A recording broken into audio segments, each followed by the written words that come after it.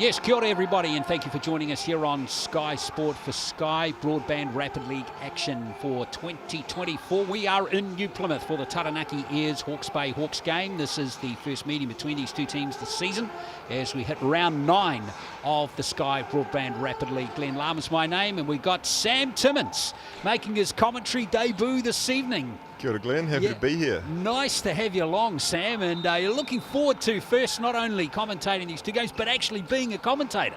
Yeah, that'll be interesting. I got my degree in communications at University of Washington in another lifetime, so it'll be finally good to put that to some use. Well, let's see. I'm sure you'll be fantastic as we check out the Sky Broadband Rapid League table. And the really cool thing heading into this game, Sam, is we've got a top 4 clash between Hawke's Bay and Taranaki, both way up the table, which is really cool.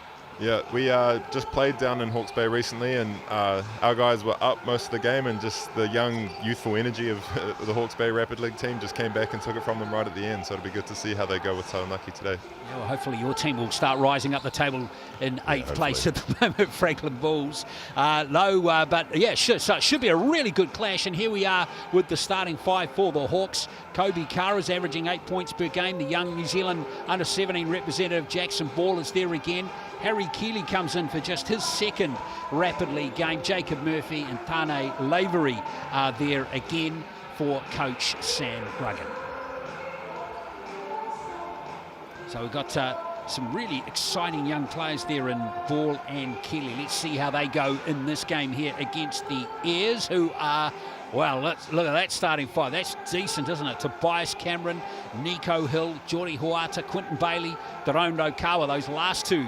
They're, Sam, very experienced players. Yeah, then Tobias Cameron too, less experience in this league, but also just as high of a quality of player. And to have 3 guys like that coming off your bench in the NBL game and in your Rapid League team, that's a luxury. And then you throw in the, the talent and the excitement of Hill and Huata, and you've got a very good starting 5 there for coach Sam McKinnon. Here we are with the head-to-head. You can see Nico Hill almost out getting to 10 points per game. He's been excellent in the Rapid League. So has Kara, though, for Hawke's Bay. Other than that, it's pretty similar stats, Sam. Yeah, experience from the Taranaki side and energy and young legs on the Hawks. Absolutely. And even match. Yeah, exactly. And points per game still healthy there, 39 and 37, which is really good too. As we check out the referees for this game, Regan Ashley, Brad Clive, and Kobe Lucas. So if you haven't watched Sky Broadband Rapid League before, it's a new initiative for the men's competition this year. It was introduced firstly last year in the women's Tauihi Basketball Aotearoa League, and we got 4 quarters of 4 minutes. No timeouts. You can get a player timeout in there, and it's been really cool to see the teams utilise that very smartly. All the teams are utilising that pretty well through 2024. Yeah, I mean, as a player who's been in those situations on different levels where you've been on the bench for a lot of the season and trying to looking for your spot to get in and get some meaningful minutes, a league like this, an initiative like this is awesome, and those players are loving it. Absolutely, and it's all designed, of course, to give the bench players a bit more game time. No starters in the NZNBL games are able to play in the Sky Broadband Rapid League match. So it gives a chance for these young bucks to really go for it. And this one is quite a tantalising clash. I'll tell you what, if Hawke's Bay, this young Hawke's Bay team can get over this Taranaki team, it'll be a really good achievement for them. As we get this match underway, and it's going to be the Airs straight away with Cameron, who's fouled inside the first, I reckon, 3 seconds there, Sam. Yeah, no surprises there from Bias. Head down, one of the most head down players in the league. So he'll go to the line to shoot a couple from the Chemist Warehouse stripe. He's been averaging 8 points, or rather 9 points per game at 48%. This is his 8th Rapid League game for Tobias Cameron. Yeah, I wonder if he would be scoring more if he'd be playing the whole game, trying to save his legs for the NBL, where he's also very valued. Absolutely. And that's an important issue, isn't it, too, with, and we've seen that, haven't we, with players like Cameron not playing the full game, might only get half a game to just get some miles in the legs. So first point of the game comes from the Chemist Warehouse stripe.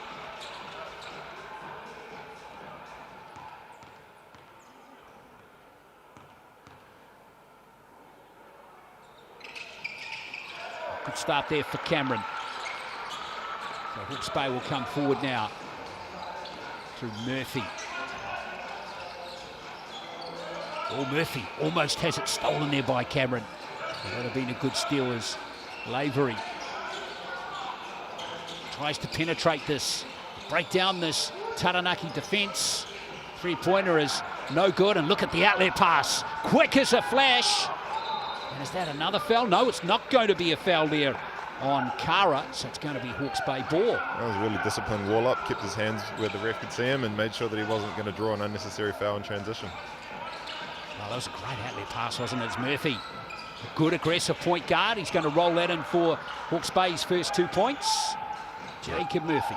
Super athletic young kid, been with the Hawks for a long time, so I bet he's really relishing the opportunity to spend a bit more time on the court. Rokawa, good pass into Cameron. And Bailey can't handle it, but it still will be Ayers' ball. Quentin Bailey, 26 years of age. Feels like he's been around forever. As Cameron. Well, the layup's no good, and Kara's got the rebound. And now here comes Hawke's Bay. Avery caught in traffic, able to get the ball out to Kara. And now Ball works off Keeley. Jackson Ball, those long arms, lays it in nicely. That's 2 good penetrations by the guards. Yeah, they're going to sit in that drops coverage, Taranaki there, and you see Ball just recognises, gets head down, doesn't think Quentin Bailey can challenge him at the rim. Gets a nice little finish. Here's the class of Cameron again, drawing a foul that time out of Tanai Lavery. So he's going to go back to the Chemist Warehouse stripe for a second time in this first quarter. Yeah, when we played these guys, Tobias Cameron drew a lot of fouls on our guards. We had a couple of our main players spend a lot of time on the bench with foul trouble because of his aggression. Yeah, double trouble with Flynn Cameron in the team too. And Cameron will miss that one. So Tobias Cameron, second season at the Ayers. Season's best in the Cells NBL is 16 points. Done it on 2 occasions. Well, he misses both free throws, but Bailey's got the rebound, or has he? Oh. No, Kara's picked it up. A bit untidy there for Taranaki, and there's the fast break from Murphy, and he is fouled by Rokawa. And Tyrone Rokawa really had no option but to concede the foul there. Yeah, maybe just one step closer before taking off. That could have been a highlight play right there. So here's Jacob Murphy at the line now, just 22 years of age. You're right, this is his 4th season at the Hawks. And he's been getting a good mixture of Rapid League and Cells NBL action. And this is what the Rapid League is actually doing. It's giving players like Murphy more court time. Yeah, I think sometimes when a coach seeing you on the court in this sort of setting is different from seeing them at practice. So even if the coach is unaware of it, sometimes they can get a little bit more confidence from their players just by seeing them in this setting. Bailey maybe should have taken the shot there, but he didn't. Now Lavery, Hawke's Bay, solid start from them. Now Ball on the break again, and there we go. That's 8 points to 2. A good 6-point buffer there. Good little jam there by the 17-year-old Napier High student. And then there's Rokawa. Nicely tipped in there by Quentin Bailey. Taranaki needed that, Sam. Definitely. Yeah. Missed a couple easy ones and a couple free throws. Sort of feel good to get that one going. Scratchy start for Taranaki, isn't it? And a very composed start by Hawke's Bay. Yeah, beyond their years, I was kind of talking about their youth, but the way that they're executing against these coverages, it's looking like a well-oiled machine right now. Well, that was a good block there, and unfortunately Murphy got in the road there. And that's going to be a foul on Jacob Murphy.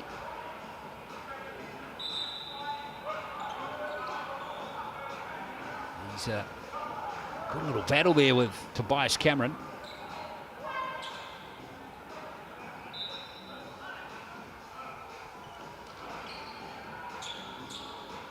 So Hawke's Bay up by 4.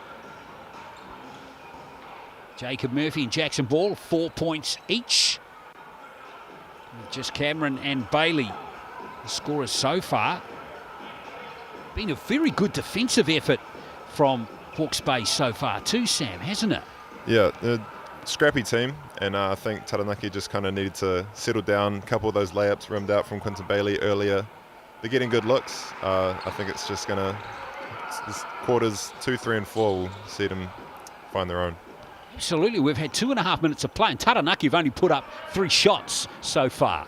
It's an average of 1 every, 40 seconds. That's not good. No, I can't admit any coach is not advocating that sort of conversion rate. Zoram Smiler is out there now for the Bay. Now Murphy trying to work off Keeley again. A little push there by Cameron. Again, good work by Hawke's Bay. Those 2 players up the top there. Confusing and just creating some uncertainty. Is it five fouls still, each per player in the Rapid League? I think so. And then, is that Tobias picked up 2 now? Or? Yeah, we'll wait. We'll wait for that to click over. I think that might have been his first personal. Oh, okay. But we'll just wait and see as we see Ball giving it into Kara. Couple of pump fakes. Didn't sucker in there, Hoyata. And now Taranaki get the stop they needed. And here comes Rokawa. Oh, he lost it, stone cold. Kara has it for the Bay. Now Ball. Smiler over to Murphy. 3-pointers good from Jacob Murphy. Yeah, the Hawks are really clicking right now. That's a shot that you kind of take when you have that rhythm. You know, get a good stop down the other end, come down, pull it, feeling good. The Hawks are rolling. 7 points. Oh, and tough call. Rokawa. Yeah. Call for steps there. Just wondered whether there might have been a bit of sweat on the floor there, Sam, because he just seemed to lose his footing yeah, more his than foot anything. slipped, and maybe if it didn't happen right in front of the ref, you could get away with it. But the ref didn't really have a choice, even though he knows that he didn't try and do anything illegal. Another turnover goes against Taranaki. Here's Ball for the Hawks. Kara. 3-pointers Australian. Rokawa with the rebound. Yeah, they were executing really good. Maybe a little bit of a quick trigger on that one. See if Taranaki can turn that into some momentum. So there's a healthy differential between the shot and the game clock here. So let's see what happens here with Rokawa. That's Hill. Kicking it back to Rokawa. Wide open there. Yeah, much better position offensively. Got a good shot up. You'd expect that one to go down. Here's the half-court shot from Murphy's. No good, but an excellent quarter there to start the Sky Broadband Rapid League game for Hawke's Bay. They lead by 5. It's 11 points to 6. Large 100 pepperoni black garlic pizza. That is a beauty. A thing of beauty, Sam. Are you allowed to eat like that at the moment now you're in season? Oh, yeah. Actually, I probably know the answer to that. Yeah, it's probably not advisable when you're trying to stay in good shape. But, before a game or after a game, you burn a lot of calories, and there's a lot of calories in there. I would probably do one by myself after a game. Yeah, absolutely. And there's a great offer from Sky Broadband. Get on the FIBA starter package, folks, for $30 a month for the first 3 months. That's great value.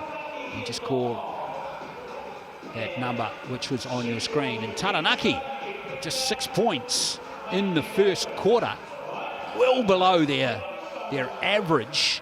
Remember in that pre-game head-to-head graphic that we had, I think they were averaging just on 38 points per game, so that averages out to almost 10 points per quarter. Yeah. So Hawke's Bay's defence has been excellent, Sam. The question is, can it continue? That's the challenge for them. They have been putting Taranaki into some tough spots, but I also think that they'll be pretty happy with some of the looks they've got under the rim from Quinton Bailey and that wide open 3 from Daron at the end of the quarter. So I think Taranaki just need to stick with it a little bit and trust that the percentages will play out. So second quarter, Ryder Moore out there to start the game, and straight away Smiler getting some heat from Rokawa. Yeah. Oh, nice steal by Cameron. Thanks for coming. Much more aggressive coverage, got out of that drops into a hard show, reaped the benefits straight away. Well, great defensive work there by Cameron and Rokawa to get that bucket, as we see Murphy try and execute better this time. Kara lost his footing. Good start here for Taranaki in the second quarter. Cameron gives it to Rokawa. gets the screen. Oh, stolen by Murphy. So, the steal at one end and the basket has responded exactly the same at the other end. Probably had a couple looks that they could have taken, hesitated, and then Hawks capitalised on a wide open dunk at the end of the possession. There's a quick shot, but again, plenty of white singlets there to steal that one as we see Smiler give it out to Ball. He goes baseline immediately. And the basket's no good. Nice Euro. It was a rebound taken by Morgan Trott. He's out there now. Trott has it with Rokawa. Here's Nico Hill. Rather, that's Xavier Adam. Now Hill has the ball. Cameron can't nail the long ranger. Yeah, Daron's come off that screen and kind of step back. He's quite good at getting to that free throw line and looking to that mid-range shot. So I wonder if that's an adjustment he'll make going forward. Oh, beautiful lob pass in to Kara from Murphy, and Hawke's Bay up by 7. Biggest lead of the game now. Lovely execution. Jacob Murphy having an excellent game. Yeah, the Hawks are all over this one. Just a bit more energy in their squad, and I think it's apparent on the scoreboard right now. At the moment, it's only Tobias Cameron who's really troubling the scorers in Taranaki. He's got 6 of the 8 points. And Quentin Bailey, the only other basket, although Hill now goes to the stripe, Chemist Warehouse stripe to shoot a couple. Yeah, I think the Hawks have made, 1-3, and then everything else has just been layups and dunks. Well, look at Jacob Murphy's stat. That assist just before his first of the game. 9 points, 2 steals as well. He's got 2 out of 2 free throws, and he's shooting at 75% from the field. He's having a great game, Jacob Murphy. Yeah, he's not mucking around. Let's have a look at Nico Hill here. Nice job from Hill. Lead is back to 5. Still not a comfortable lead, even though we've been enjoying Hawke's Bay's performance. 2-possession game can change in a blink of an eye. There's Ball from the corner. Not going to drop that three-pointer. Bailey's got the rebound. Now Cameron again on the fast break. Oof. Very effective there from Tobias Cameron. Yeah, they're seeing success when they're just being aggressive and getting their nose on the rim. Hawke's Bay are not losing their poise at all, are they? See what they can do on this play. Ball. Shot clock down to 5 seconds. Ball can't nail the mid-range jumper. Yeah, that aggressive coverage keeping them from getting downhill. It's been much better this second quarter for Taranaki. Adam. Now Trott. Xavier Adam again. Can't nail the long ranger. And that's Hawke's Bay ball. He tipped out of court there by Xavier Adam. Yeah, Taranaki just need to really just get their head down and try and get on the rim. Settling a couple too many times for, sometimes when your team's feeling a little bit passive and there's been a lack of energy, you just need to get on the rim, get a foul, draw a foul, something like that. Well, so far this young Hawke's Bay team doing a great job. Murphy getting at the top of the class so far as he kicks it across court to Ball. And there's a rebound taken by Nico Hill. Yeah, neither team finding too much success from the three-point line right now. No, both teams have gone a little cold, haven't they, in this second quarter? No half-court violation. There we go. Bailey going to post up on the youngster. Can't nail it. And Keeley's got the rebound. Good work by Harry Keeley not to concede the foul as well. Couple finishes that Quentin Bailey will want back. 9 times out of 10 he makes those. Lavery under a bit of heat here from Adam. Ball goes baseline. That's sweet from Jackson Ball. Yeah, really impressive young player. The poise to know he's turned down a couple open threes, so he pump fake, got to the rim, wasn't shied away from the defender coming over, still got up and put it down. It's nice. Stolen by Murphy, his 3rd steal of the game. This could really hurt. Oh, unfortunately, right at the buzzer. No good there from Jacob Murphy, but an exciting finish. And that 5-point margin has been maintained through the second quarter. The Hawke's Bay, they're up 17-12. Murphy has 9 points for Hawke's Bay. Going great in the game. He touched on those steals. He's got 2 assists, 3 steals now. And here's we go. We go through the Chemist Warehouse stats. Jackson Ball really fired up in that quarter too, Sam, didn't he? Yeah, like I said, he kind of realised he turned down that 3 look that he probably could have had from the corner, and then just got his nose on the rim. Well, Quentin Bailey is, I guess that's no surprise, getting 3 rebounds, and a lot of rebounds there for Taranaki. They're shooting the ball at just 30% rather.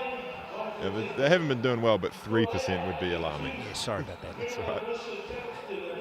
1 block there for Nico Hill, and there we are. Jacob Murphy, that all-round game. Just rubber stamped there with those 3 steals. Yeah, they've just been, the Hawks have been the more aggressive team right now, and it's showing. And you only have, 16 minutes to get it done, so you can't really have too much time to start out lackadaisical. And now Taranaki have a hole to dig out of. They're still there though. They're only a couple of plays away. It can turn very quickly, couldn't it? I suppose it's for what it feels. It's only a 2-possession game. It feels like it should be a little bit more. But you have to give the Hawke's Bay team a lot of credit. Yeah, they're well outclassed in terms of experience. So for them to be in this position is a tribute to what they're doing. Can they keep it going though through the second half of the Sky Broadband Rapid League game? Hope you're enjoying the coverage, folks, here from New Plymouth. Looking forward to the Cells NBL match starting at 7:30 this evening. Expecting a good Wednesday night crowd to build up. In fact, it's already building up nicely, and no surprise the Airs are getting good support here with their good form so far in 2024. So, third quarter underway here in the Rapid League game. Rokawa over to Bailey. Rokawa works off Bailey this time. Bailey got the rebound. That's nice from Quentin Bailey. Yeah, finally saw a hook shot go down. That'll feel awesome, getting the lid off that rim.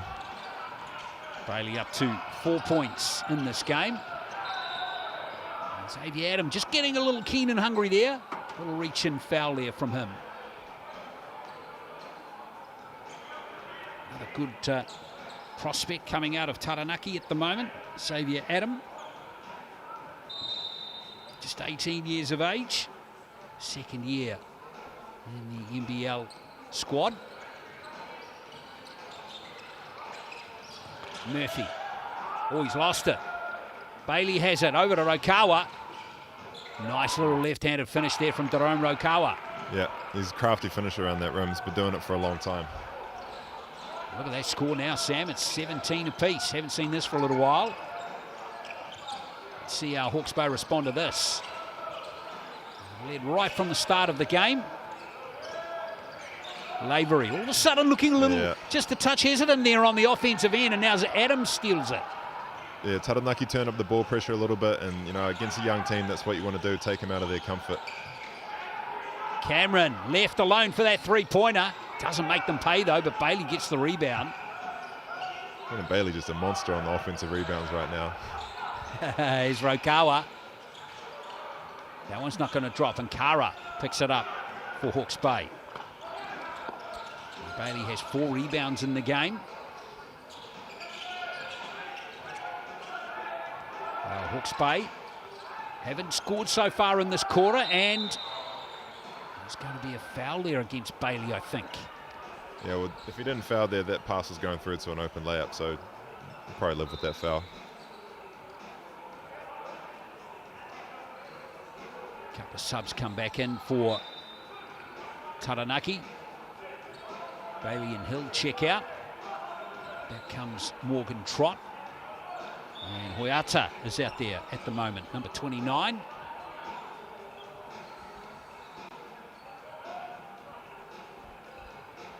Oh, Taranaki have started defensively very strongly in this third quarter.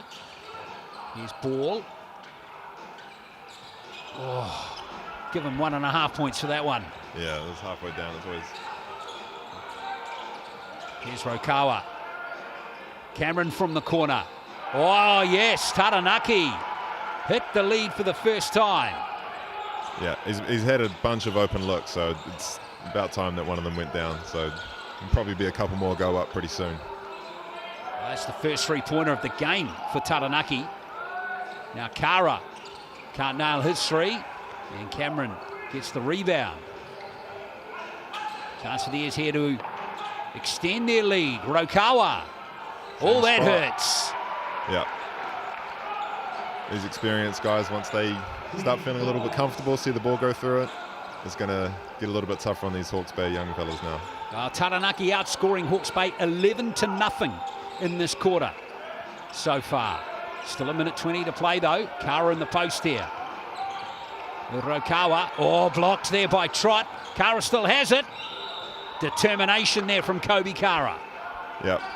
Drone did a good job holding his ground, forcing him to a tough shot. Just came up with a loose ball and drew a foul, so let's see if he can convert at the line here. Well, Hawke's Bay needs something out of this third quarter. Kobe Kara, 22 years of age. He's played all the Rapid League games for Hawke's Bay this season, averaging 8 points per game at 53%. Finding this game a bit tougher. Kara, he's just got the 2 points so far. Yeah, I think it just added that ball pressure from Taranaki. You can notice a difference in the intensity on defense, and that fluidity that Hawke's Bay was playing with in the first half is just a bit tougher to find.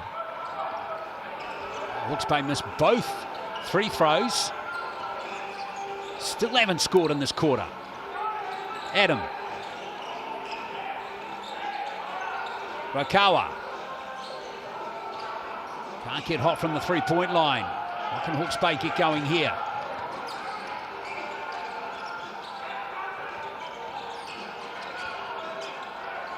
Ball has it. Tough basket there by Jackson Ball, but he held his poise, and finally Hawke's Bay score a basket in the third quarter. Yeah, it's a very poised move by the young fella. Realised the size advantage, found his way into the paint, just kept down until he found a shot that he liked and put it in.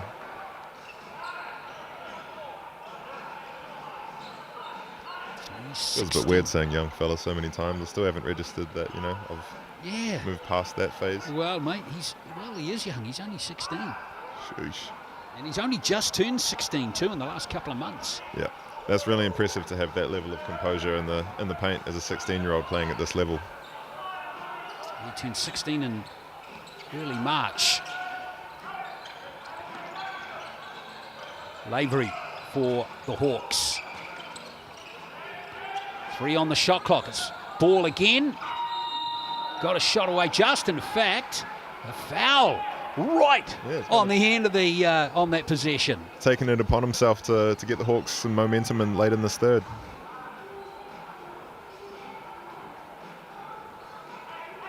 Right, some real inexperience there, but Ball here. Here he is, the 16-year-old. And we've seen him a few times, of course, in the NBL games too. Sam, he doesn't look out of place despite his age, does he? He reminds me a lot of, his game reminds me a lot of Alex Tui, who was one of my teammates in the Sydney Kings this last NBL season. Especially that little between the legs hesitation move he did. I've seen that a bunch of times from Tui, and Tui's on NBA draft boards for next year, so that's some pretty good company to be in.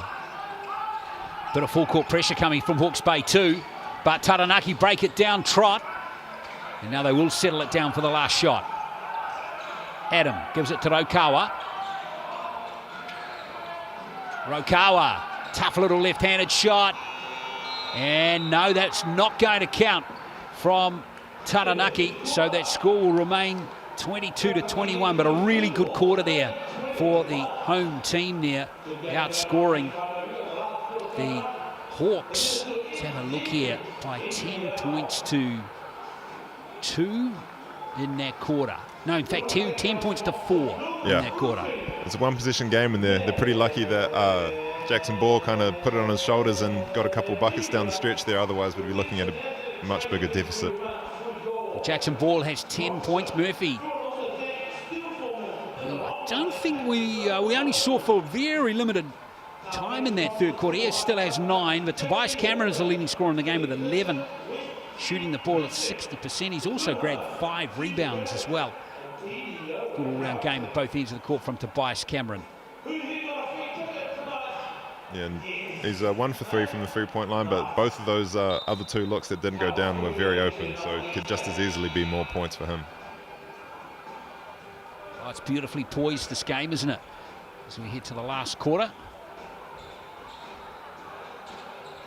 Interesting too to see the coaching, how the coaches handle the Rapid League games too. Sam Gruggan quite involved. Other teams will leave their assistants to take control of the Rapid League game too, Sam. Yeah, and obviously for Sam, with, as we were saying, with Jacob Murphy getting a little bit more minutes this year, he's right there seeing what he's out there doing and the way he's impacting the game, so it's probably helping him translate directly to the NBL minutes that he's getting. Here is Lavery to start the 4th quarter for Hawke's Bay. Now Murphy. Whoops. Almost losing the ball there, Hawke's Bay.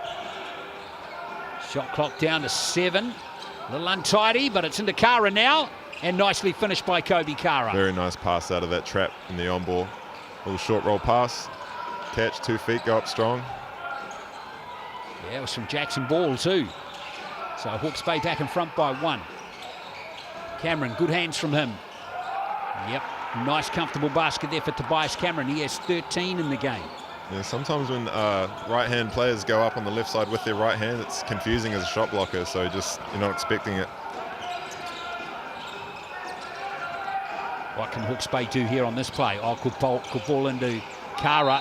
Nice couple of fakes there. Draws the foul out of Quinton Bailey. Yeah, got him on his feet. Makes it an easy call for the refs when you get that contact and they're in the air. Away goes Kobe Kara to the Chemist Warehouse stripe. Last visit wasn't fruitful. Missing both his free throws, but these are important now for Hawke's Bay.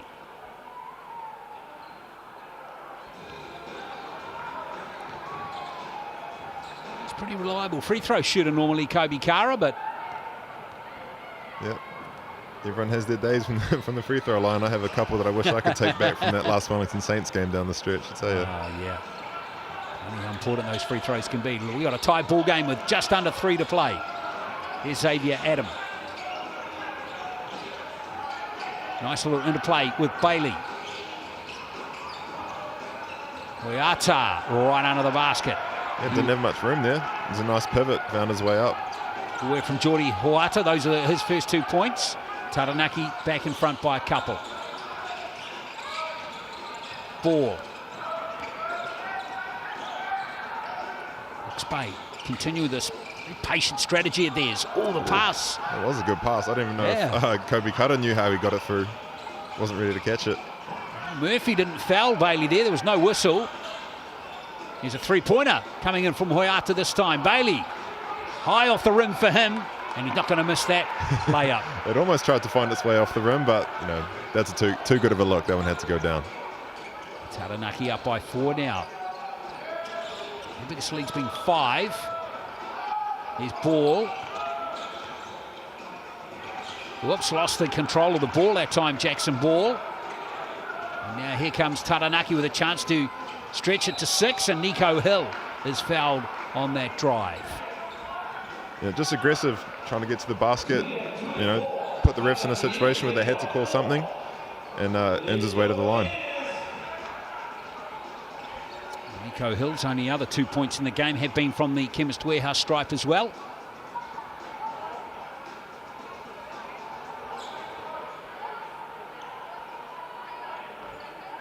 First season in New Zealand after being 5 years in Missouri.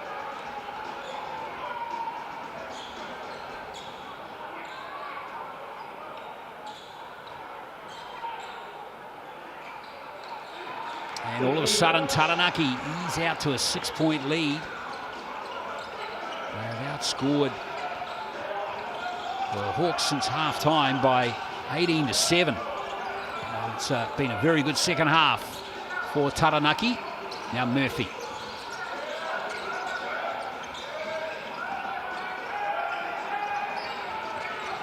Almost has it stolen out of his hands there, Kara, but he can't get the basket. A lot of traffic in there, wasn't there, as Adam? Yeah, try to come back to that right. Could have gone up with that left. Hill's lost it. Has it back again. They did everything right. They had the ball, just bobbled it and found his way up to a nice, easy open layup. Lavery tries to accelerate. That's not going to drop, and Cameron has it. Another possession goes astray there for Hawke's Bay, and there goes Cameron going back to the Chemist Warehouse stripe for a couple. Oh, this has been a very good second half performance. Just grinding down the youngsters, aren't they? Yeah, it was a different team that came out of that second half. You could tell they were just going to up the intensity, take them out of that rhythm that they'd found in the first half, and it's shown on the scoreboard. Yeah, it really has, with Hawke's Bay struggling to get any good looks. Only scoring 7 points since start of the third quarter. Bunch of good looks from Hawke's Bay, honestly. Like, it's not like they haven't had good looks, just a lot of them haven't gone down. And I think that added intensity that wasn't there in the first half has probably made the difference in taking them out of that comfort, making all those easy looks just not quite as easy as they were in the first half. So Tobias Cameron, that free throw has 14 points. Looks like Xavier Adam, a little reach in there. Another foul on him. Second, just under a minute to play. Hawke's Bay need a bit of a miracle now. Ball trying to work on Nico Hill. Another very impressive spin move there from the 16-year-old. Three-point play coming up. It's a big ass shot too. So nice little floater over the top, draw the foul. A couple dribble moves. I think like a couple crossovers into a spin dribble. That's a lot. That's a lot to have in the bag for a young fella. He knows who the basket is, especially when he's got his back to it. Such a key asset to have in this sport, isn't it? Yeah, being able to recognise that size mismatch as a bigger guard, having that bag back to the basket in your game, yeah, it's massive for him. There's a foul there from Lavery on Nico Hill. More frustration there from Nico Hill. Yeah, fair enough. Would have looked cool if it went in, even if it was after the whistle. Hill back to the line. Well, all the starting five have scored for Taranaki. And Jacob Murphy has just struggled to have an impact since half-time too, hasn't he? Yeah, I think, it's like I said, the Taranaki have done a really good job of upping that ball pressure. The Hawks were just kind of action after action after action, and it was all kind of flowing into each other, and then that all kind of stopped once Taranaki upped that defensive intensity. A bit more one-on-one.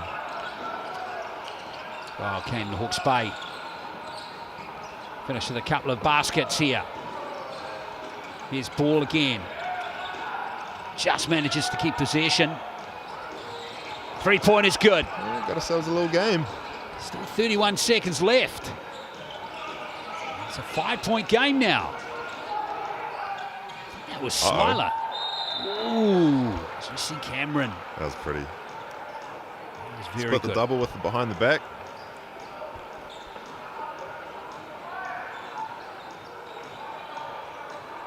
Well, he's enjoyed himself in this game, Tobias Cameron. Yeah, any time that the Taranaki or Hawke's Bay team, for that matter, have just put their head down and try to get on the rim, both teams have found success that way. And if you need someone to just put their head down and get on the rim, Tobias Cameron will do that for you. Tobias Cameron has been at the line a lot in this game. This is his 5th visit to the Chemist Warehouse stripe in the game.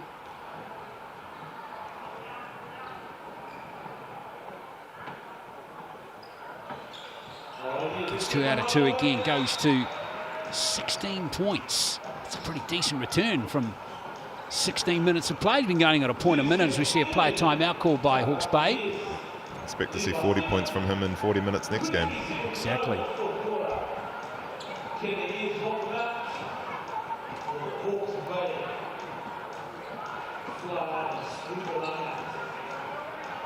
So Taranaki all set here for victory. Unless Hawke's Bay can bury a quick 3, get a steal, bury another quick 3.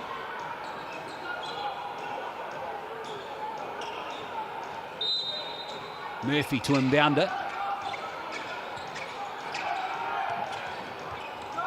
Lavery. Can't get the 3-pointer to fall. Ball's got the rebound though. Here's another 3-pointer from Murphy this time.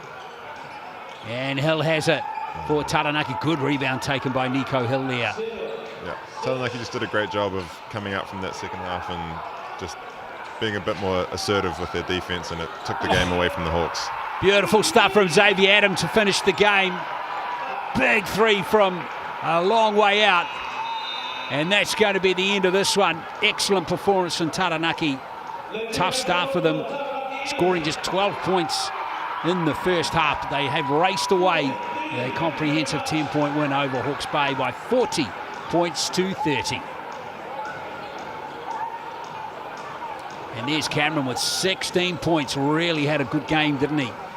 With Jackson Ball featuring strongly in the end for Hawke's Bay, getting 13. And two guys that just kind of decided to take the game into their own hands and be aggressive and get to the rim, and that's why both of them are the leading scorers. Cameron had a great game at the other end of the court too, with 6 rebounds. Clinton Bailey showed his experience too. Good spread of assists from both teams as we continue to check out the Chemist Warehouse stats out of this Sky Broadband Rapid League game. A couple of blocks for Nico Hill. Chimed in with 6 points, all from the free throw line, and of course Murphy, all 3 of those steals coming in the first half for Hawke's Bay. There we are, folks. That's the Sky Broadband Rapid League game. Congratulations to the Taranaki Airs. That was their 7th win from 11 games, and with that loss, Hawke's Bay have a 7-3 record in the Sky Broadband Rapid League. We hope you enjoyed that game, folks. Well, coming up in 19 minutes, though, we will have the Cells NBL game here on Sky Sport. So stand by for that. We hope you can join us for that game tipping off shortly.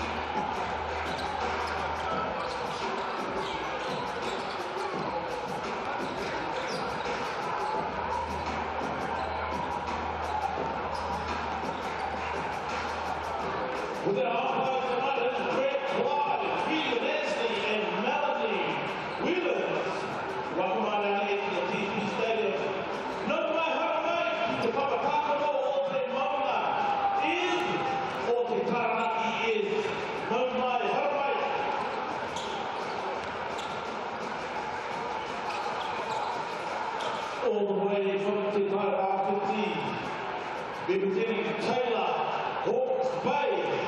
And number 3, Kobe Carter. Number 4, Isaiah Moore. Number 5, Harry Keeley. Number 6, Jared Kenny. Number 7, Jacob Murphy. Number 9, Jackson Ball. Number 10, Zoran Smiler. Number 11, the Polinua Prince, Jordan Natai. Number 20, Carney Lavery. Number 21, Wylam Moore. Number 23, Joshua Roberts. And number 35, Lucas Sutherland. And the coaches are Sam Gruggan. Assistant coach is Aidan Daly. And now for your Taranaki, make some noise! And number 9, Xavier Adams. Number 11, Tobias Cameron. Number 21, Morgan Truss. Number 23, Nico Hill. Number 29, Jordy Hoyaka. Number 32, Bridget Bailey.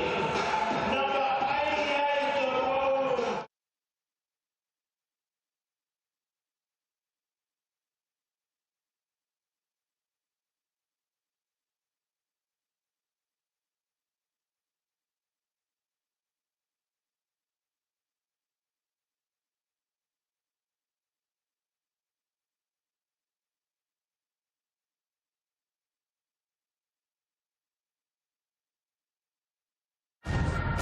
Basketball is a movie, and every game is a blockbuster.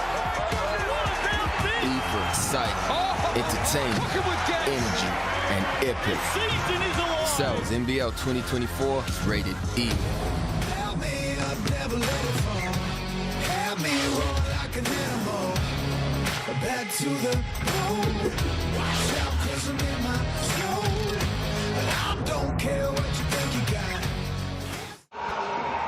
Kia ora e Tawhano, and this is TSB Stadium here in New Plymouth, and welcome to coverage of the Cells NBL for 2024. We're in round 9 now. We're on the halfway mark of the 2024 season, and your Wednesday night hoops match is the Taranaki Airs hosting the Hawke's Bay Hawks. Kia ora to you. It's nice to have you along for this game today.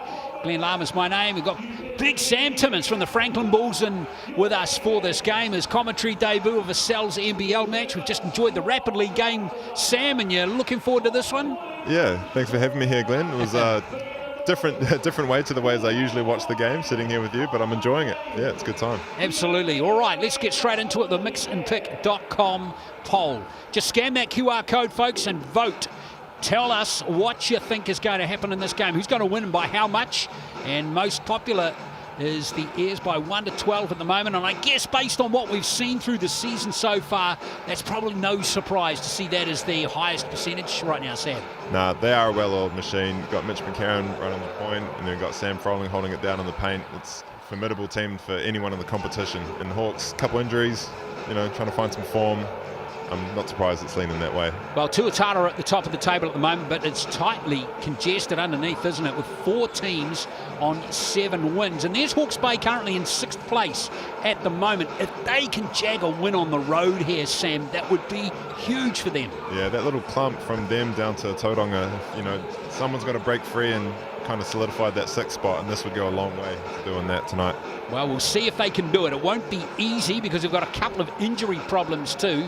Just before we get to that, here is the schedule for the next 3 days, or next few days actually, with Tauranga Whai and Canterbury up tomorrow from Tauranga. Then Auckland Tuatara, red hot team at the moment, hosting the Nelson Giants on Friday. And then it's the Lower South Island derby between the Southland Sharks and the Otago Nuggets. That game went to overtime earlier on in the season. Can the Sharks get their first win of the season? We'll find out at 3 o'clock on Saturday afternoon. Let's get to the starting 5s now, and there is the starting 5 for Hawke's Bay, and there he is, Jared Kenny, number 6, getting the recall with injuries robbing Rasmussen and Tommy Ferguson from the game today, but they've got plenty of firepower. The rest in the starting 5 too, with Isaiah Moore, Jordan Natai, Josh Roberts and Luke Sutherland, and the coach is Sam Gruggan. Sam, the Hawks have a few injuries right now. What's the message been to the team in the build-up to this game in regards to stepping up and sharing the increased load? Yeah, with injury comes opportunity, and we've been kind of preaching that the last few weeks, especially after Keanu went down. So Tommy and Ballon both went down with some injuries during the Rapid League. So this is just another opportunity for our younger athletes who we're really trying to promote and give the experience to, just to step up. Jared Kenny steps back on court tonight. What are you looking from him and the leadership qualities he brings to the team? Yeah, I mean, Jared has played NBL, Australian League and New Zealand League for quite a long time. So for us, it's just giving that experience and poise on the court. But, I mean, if you ask him, it's about the team first, and he'll do anything for us to get the win tonight. Indeed, Sam Gruggan. We will see how they respond. Now, let's have a look at the Taranaki team. Flynn Cameron, Elijah Minnie, Mitch McCarron, Carlin Davidson, Sam Froling. Don't think there's any surprise with that starting five. It's a well-oiled machine now, isn't it, Sam? Yeah, it's probably the most experience, or at least some of the most experience you're going to get in the league. Flynn really had a breakout season with Melbourne last year, and then McCarron and Froling pretty solidified in the NBL at this point. Absolutely, they've been really connecting well, haven't they? Their coach is another Aussie, Sam McKinnon. Sam, the Airs are coming in with winning form. How's preparation been for tonight against the Hawks? Yeah, it's been good having a full roster available. We've been able to get through a lot of our stuff that we're just trying to make minor adjustments to, and then preparing for a team like the Hawks. They've got lots of good weapons with Moore, Roberts, Sutherland, and then also Nartai. Legit players, so we've been able to have a good preparation for this one. Isaiah Moore looks like the player that you'll need to stop tonight. Who gets that job? It'll be a lot of bodies. Mitchell start on him, but then there'll be Flynn, Bias. I think that's just our strength, is just a continual 90-foot effort, and whatever man puts his hand up, he'll get the job there. Someone like a Deasy can turn him in the backcourt and try to fatigue him, so it'll be a team effort. So there's the game plan for Sam McKinnon. See if the players can execute that, as we have a fantastic crowd at the arena tonight. There's the head-to-head on the Chemist Warehouse stats. 4 wins from their last 5 games for the Airs. Points in the paint. Field goal attempts is good for Hawke's Bay. In fact, it's, 8 higher on average there than Taranaki there, Sam. They play a very fast brand of basketball. A young team, and they're really trying to push the pace and make up for a little bit of the size that they're lacking. So it's if they can match that, maybe even push it up a little bit higher this game, they're going to put themselves in good stead. Indeed, points per game too, pretty even between these two teams heading into tip-off in just a few minutes. Now, this game, of course, too, being live streamed on TikTok. So if you're watching on that platform, thank you for joining us. We might actually, in the halftime break, try and answer some questions. So if you've got some questions that you want to ask Sam in particular, fire away on TikTok. We'll get to those exclusively during the halftime break. Melanie Whelans, Brad Clive, Regan Ashley are the officials for this game. Got to talk about the absence of Keanu Rasmussen and the recall of Jared Kenny, 38 years old. He's the assistant coach of the team. He's played just the 1 game this season. That was back in late March, I think in round 1 against the Phi. But I guess needs must here, Sam. They're a bit down on troops, aren't they? Yeah, do you think that it was the head coach's decision to put him in the starting lineup, or his decision as the GM to not be in the Rapid League? Well, exactly, yeah. Only he will be able to answer that question, Sam, right? One can only assume. Well, but pretty decent resource to have at your disposal when injuries hit, There's right? a lot of experience at the GM position. It's a big role to fill. 48%. Well, the Airs are just coming down a little bit here with that percentage up in the 50s just a moment ago. A little more people leaning towards the 13 plus. The Hawks get the win state about the same. Yeah, it has 22% for the Hawks. It'd be a big win for them. But the Airs going well. One man, Isaiah Moore, is the key man for the Airs to stop. He's second in points per game in the league, second in assists, with about 8 assists, 2 steals. He's 5th in the league in that category as well. He's having a heck of a season, isn't he, Isaiah Moore? Yeah, that floater's deadly. I think we played them a couple of weeks ago, and I think he had 30 points on us, and a lot of them was just him getting to his spots. Nice little floaters in the paint. He's hard to contain, and he's also good at finding his teammates. Yeah, so that's the challenge for the Taranaki defense. Can they keep the ball out of the hands there of Isaiah Moore? And on the Airs side, well, it's been a good all-round performance. 3 players in the league leading categories. Flynn Cameron second in three-point percentages. Mitch McCarron third in assists. And Sam Froling is fifth in points per game at the moment. His rebounding's just dropped a touch. That's still pretty healthy. For rebounds, 12 per game. Sam Froling is a difficult man to play against. Now, you just matched up against him recently, didn't you? We did. I think that was 3 or so weeks ago. We took an L to these guys here on their home court. He did a really good job of applying pressure on the paint. A lot of offensive rebounds. I think he got to the free throw line about 10 times. So he's a handful down there, and we'll see how Hawke's Bay do with that. Yeah, it's going to be tough, though, isn't it? And that's where Roberts, in particular, who of course has some experience in the Aussie NBL as well, up in Cairns in the over the summer. That's his role, isn't it? To try and keep him quiet. This is not these guys' first time playing against each other. Roberts also a guy that's very tough to box out and keep off the offensive glass. So interested to see how that matchup plays out. And what about the loss of Rasmussen in particular, with Kenny coming in? How disruptive do you think that would be for Hawke's Bay? He's been lining it up. Like offensively, if you don't get anything going, he's been able to create his own at the end of a shot clock, and that's a luxury that any team likes to have. You know, being able to have a maybe not the most well-executed offensive possession and still have a guy that might hit a three or create his own shot out of nothing. So to lose that is massive for any team. So thank you for joining us here on Sky Sport as we get started with round 9 of the Cells NBL for 2024. Hawke's Bay with a 4-5 record in 6th place. And this team here, an NBL record of 7-3. Yeah, that is 13 plus is just ever so slightly nudging up on the mixandpick.com poll. Scan that QR code. Who will win and by how much? Answer that question and you could win a Sal's Pizza prize code this week.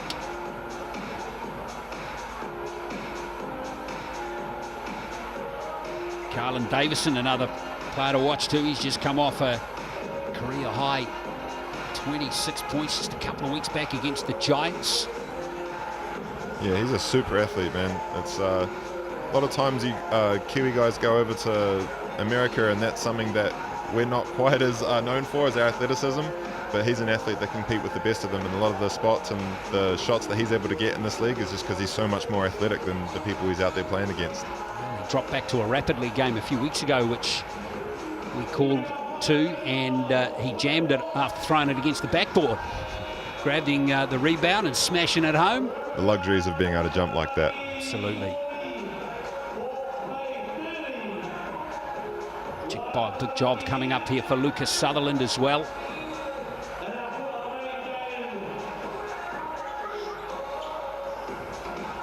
Excellent Wednesday night crowd in here in New Plymouth. Bit of TikTok dancing there.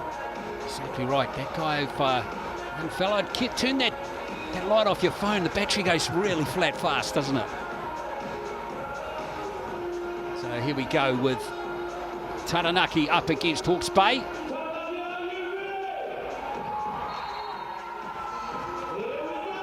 And we're underway, and it's going to be Hawke's Bay, rather Taranaki with the first possession. McCarron underway here with Davison. Flynn Cameron. Straight away, Flynn Cameron showing his class. Yeah, he's one of the best finishers around the rim at the guard position in the competition. That left hand is different. Of course, Flynn Cameron is going to be heading away with the Tall Blacks soon over to that Olympic qualifying tournament. As we see Taranaki get a stop. Mini coming down court here for the Airs. Got those long arms, and Taranaki make a hot start. Yeah, a couple of layups right at the rim. It's always the way you want to start off on offense. It's not how you want to start off on defense, giving up 2 looks at the rim. Now let's see what Kenny can do here. Roberts, marked by Froling. Moore almost loses the ball, but picks it up straight away. Hawke's Bay struggling. It's 4 seconds on the shot clock. Clean block there by McCarron. And McCarron just almost getting himself in a little jam there, Mitch McCarron. But Taranaki with 2 stops, 2 buckets. They are off to the races. McCarron working off Froling again. And there's a whistle, and it's going to go against... Is it going to go against Kenny? It is. Welcome back to the NBL. Pick up a foul. Yeah, you probably got to just take that if you're that size mismatch. Well, that's exactly right. Hard to defend the big fellas like Froling. Such a dominant player. Froling there is a really good play from him. Yeah, it's a super skilled big man. Probably not the highest percentage shot, but he felt the contact and skilled enough to still get the finish. Well, he's enjoying himself over here in New Zealand, isn't he? As he goes to the Chemist Warehouse stripe, can't get the three-point play. Sutherland with the rebound. Good start here for the Airs on their home court. Kenny. Now Moore. McCarron will relish the challenge of playing Isaiah Moore in this game. Now Ngatai on Davison. There's another good matchup. Jordan Ngatai. Excellent play from him. Yeah, it's a matchup that they're probably going to have to go to a little bit more, especially they've already got themselves off to a little bit of a deficit. Ngatai really good at getting to the post against those smaller matchups. So Hawke's Bay finally on the board. It's McCarron. Hasn't scored heavily in the NBL so far this season, Mitch McCarron, but there's 2 to start his scoring stats. Yeah, not the highest percentage shot, but if you're good at making it, then no one's going to argue with you. He's only going at 8 points per game. Mitch McCarron, as Moore tries to get one off the glass, can't get it to go, and now Froling. And here comes Cameron. Nice rotation back to Davison. What a nice adjustment made by Carlin Davison. Yeah, the body control mid-air, it's looking tough already. Yeah, they're looking really slick, aren't they, Taranaki? Already 4 of those players have scored. In fact, all of them have scored as we see Hawke's Bay get another basket through Ngatai. Yeah, go back to that well. Yeah, it's a really encouraging sign, isn't it? 10 points to Taranaki, and all starting 5 players have scored already. And there's another 2 to Mini. All layups too. They're getting a severe test under the hoop at the moment, Sam, aren't they, the Hawke's Bay team? Yeah, I'm assuming that Sam Gruggan is going to want a little bit more resistance pretty soon. Very soon, otherwise this could get away very quickly for Hawke's Bay. Now Kenny. A little reach in there by Elijah Mini. Yeah, that's that experience. He'll know how to draw the fouls.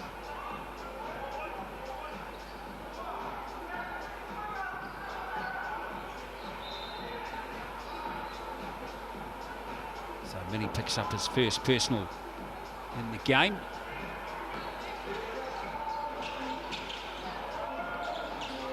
Already a change made by Sam Gruggan. Lavery is out there. Ngatai now posting up on Cameron. 2 tall blacks going at it there. Kenny. It's been flipped out of court by a Taranaki player. So it's still got to be Hawke's Bay ball with 4.4 on the shot clock. Yeah, Flynn a little bit stronger and able to hold his ground more than Carlin was against that post up. So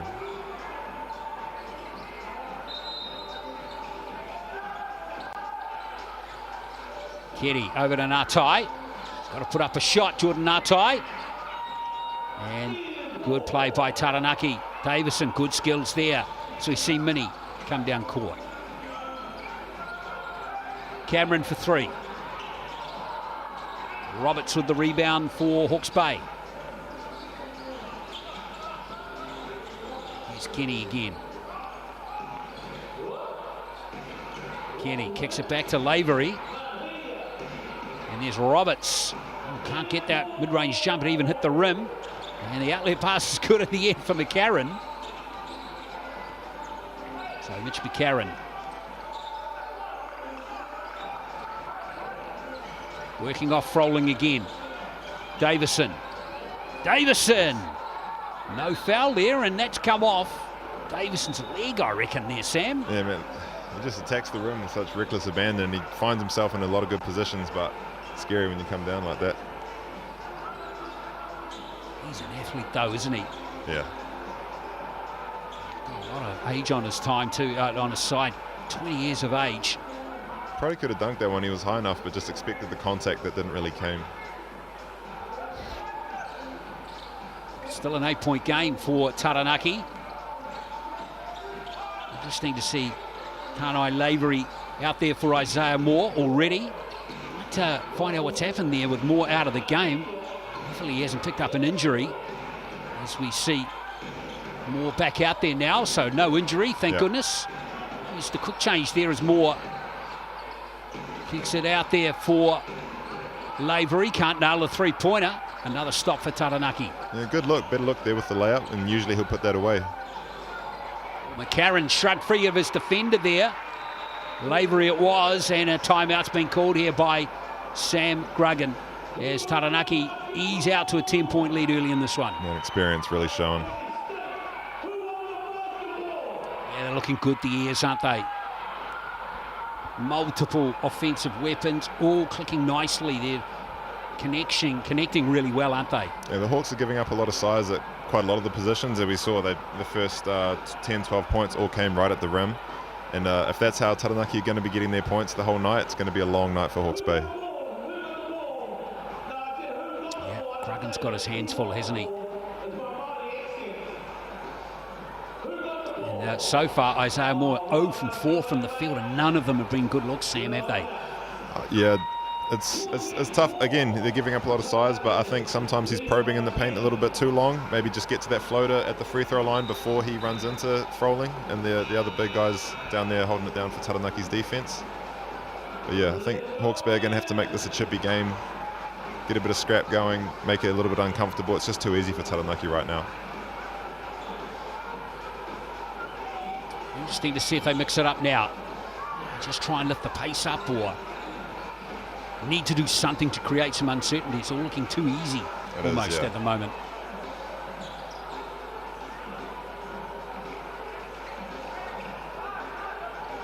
Let's see what Hawke's Bay can do here. Kobe Kara is out there now. Jackson Ball as Moore comes down court. A few changes now made by Sam Gruggan. Moore. Can't nail a mid-range jumper. That was a good look. That's the look that I was talking about. And if they're going to give him that all night, he's going to have a lot of points because he won't miss. McCarron. Back it away. Davison. Still the starting five out there for Taranaki as Cameron gets those left arm, that long left arm of his going, but that would have been a pretty basket. He probably realises there with a look on his face he should have nailed that one. Yeah, really should have. When you got a rim threat like Sam Froling rolling, you really got to respect that lob, and so he got that fake off and just missed the layup. There's Froling on Roberts, and there's Sam Froling luring another foul out of Josh Roberts. That's a second. A couple of fouls early in this one for Josh Roberts. Yeah, and Josh Roberts is not the person that Hawke's Bay want to have foul trouble in this game. Already giving up a lot of size. If he sits a long time because of the foul trouble, it's going to get a lot harder to keep them away from that rim. They're Froling at the line now. 70% free throw shooter this season.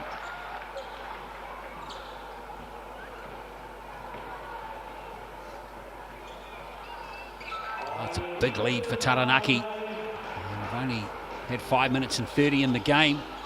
Taranaki really looking solid, aren't they? A 12-point buffer already.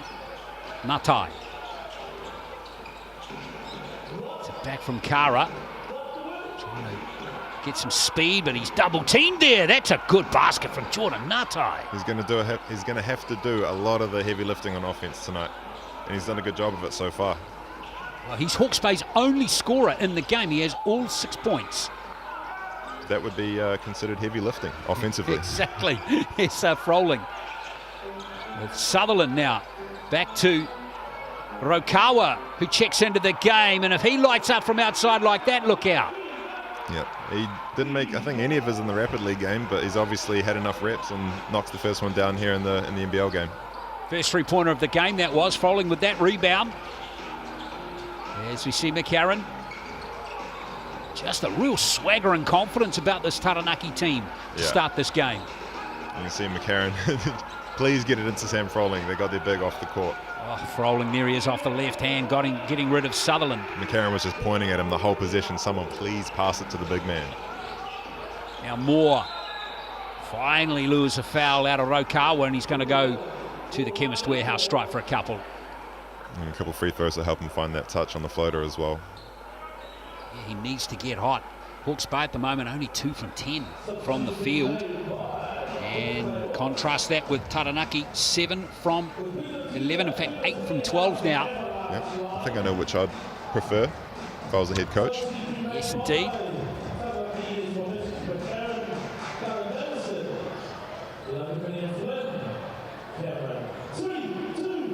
So here is Isaiah Moore.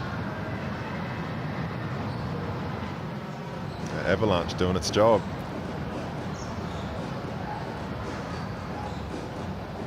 His free throw shooting's been down a bit this season. He's been really lighting it up in other statistical categories, but he is finally getting his first point of the game.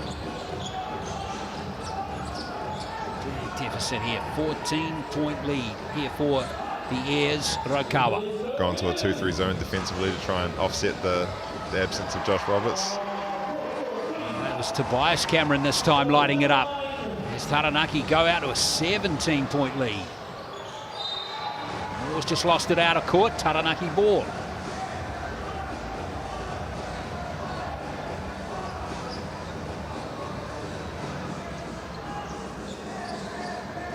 Here's Cameron out to Rokawa. Bit of depth on that bench too, isn't there, from Taranaki, with Tobias Cameron and Daron Rokawa. Into Froling. Yeah, double dribble there. Sam Froling just losing his poise there. Yes. As soon as it left his hands, he would have been thinking, what am I doing? Yeah. Yep, that's exactly the expression he had on his face. Now Moore.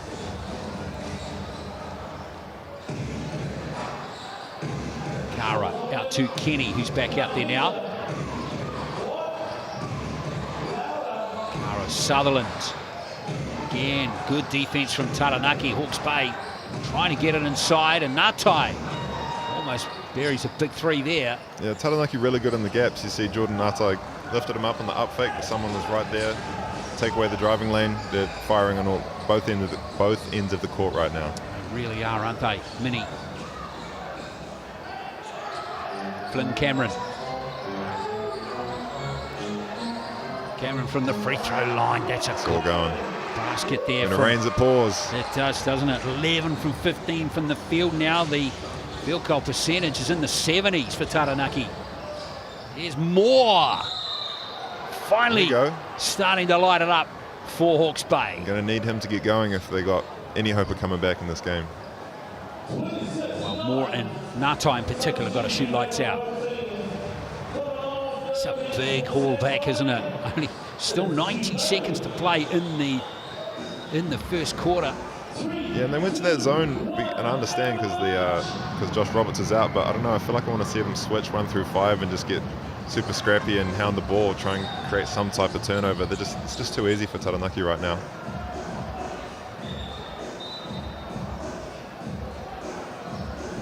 Roberts sitting down with 2 fouls at the moment.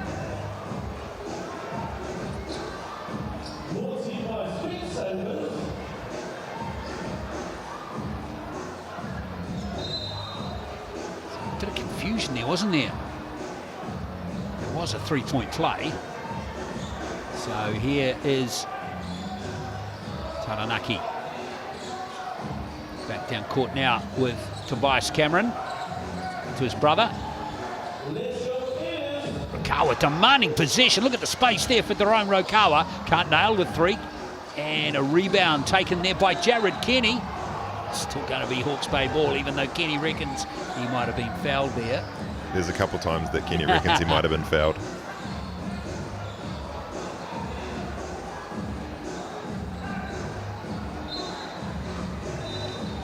This is their chance now to try and haul back something here with Froling off the court.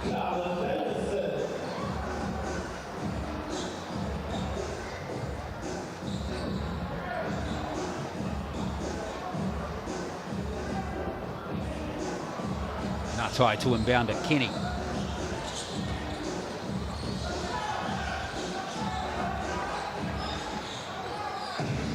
Decent ball out there now for Hawke's Bay. There's that matchup. Ngatai, oh, Ngatai, beautiful pause there. Good rebound there by Kenny. Sutherland buries the three-pointer for Hawke's Bay. That's a big one for him to see go down. If Ngatai and Moore can get it going a little bit, start to get him some open looks, could have a game. Lead back to 13. Inside the last minute of this first quarter, Cameron going to work on Isaiah Moore. Oh, nice work by Bailey. Picking up where he left off in the Rapid League on the offensive boards. That was just commitment from Quinton Bailey, wasn't it?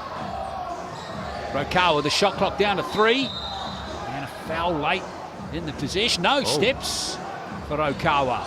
He got called for steps in the Rapid League game too, didn't he? Yeah, a lot of crossover tonight. Probably thinking he would have got fouled before the steps, but, you know, going the other way. Yes, indeed. Here's Moore. So last play coming up now of the first quarter. Boy, Hawke's Bay need a bucket here. Moore goes to work there on Cameron. Moore. Sutherland. Tough basket there for Hawke's Bay as Davison got rid of it. Isaiah Moore might have been even operating at above his own speed limit, which is very fast. Exactly right. Tidy there from Hawke's Bay in the end. So I thought that was off Carlin. He smacked it out of bounds. I don't know what happened there. Cameron can't nail the prayer. It's going to be a big margin for Taranaki. Could have been worse though. Hawke's Bay. Much worse than 11 points. I think Hawke's Bay will take that. Absolutely. 26-15. Second quarter coming up in just a moment.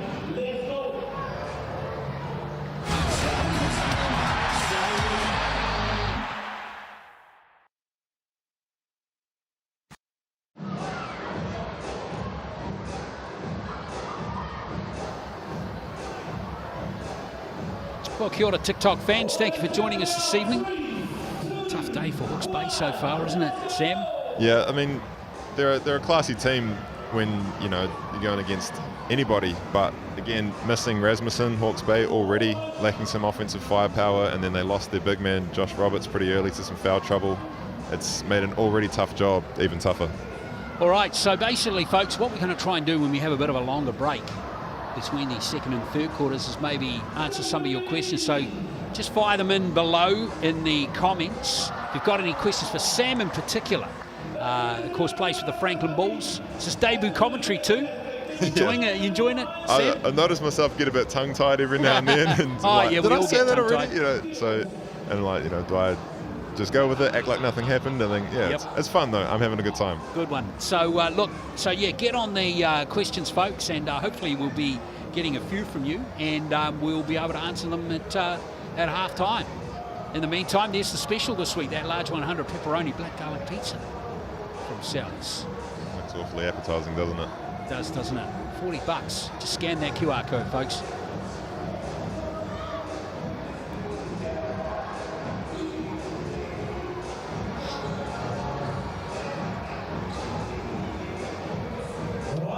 Second quarter not too far away here on Sky Sport. That large 100 pepperoni black garlic pizza, $40. Very tantalising offer there. Just scan that QR code. That offer's valid for another 6 days, folks, so get into it. Feed a village with one of those things. Absolutely. Big job coming up here for Hawke's Bay here, Sam.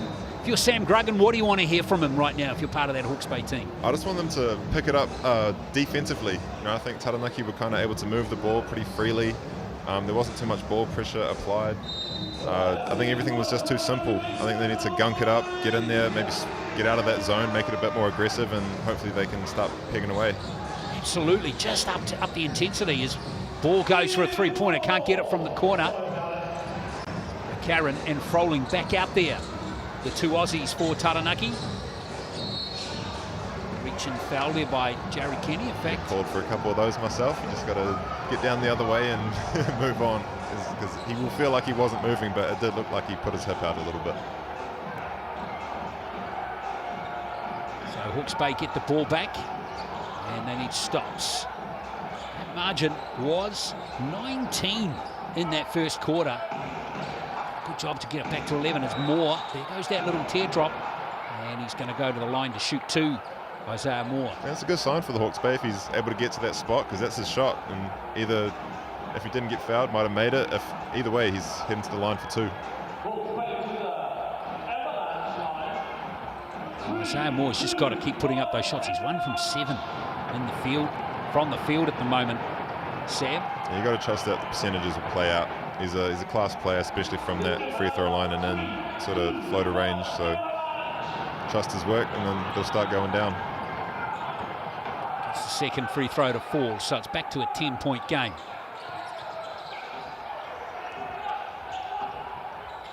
Davison. Nice ball into Froling.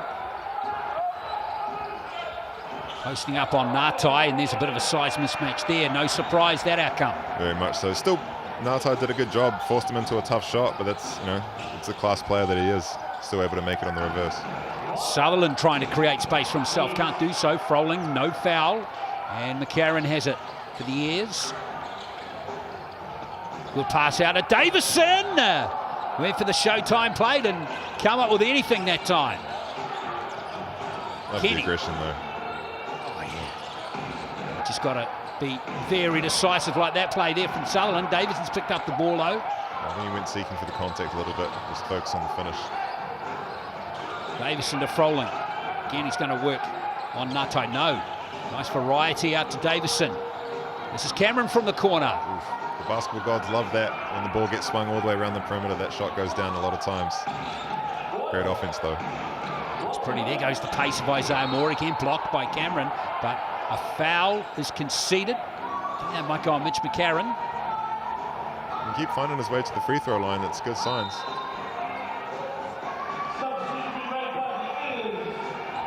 Yeah, well, Isaiah Moore has already lured 4 fouls on himself in the game. Yeah. It's the sign of a good player. If you don't have it going from the field, the ability to get to the line and try and get yourself into the game that way is always a good skill to have.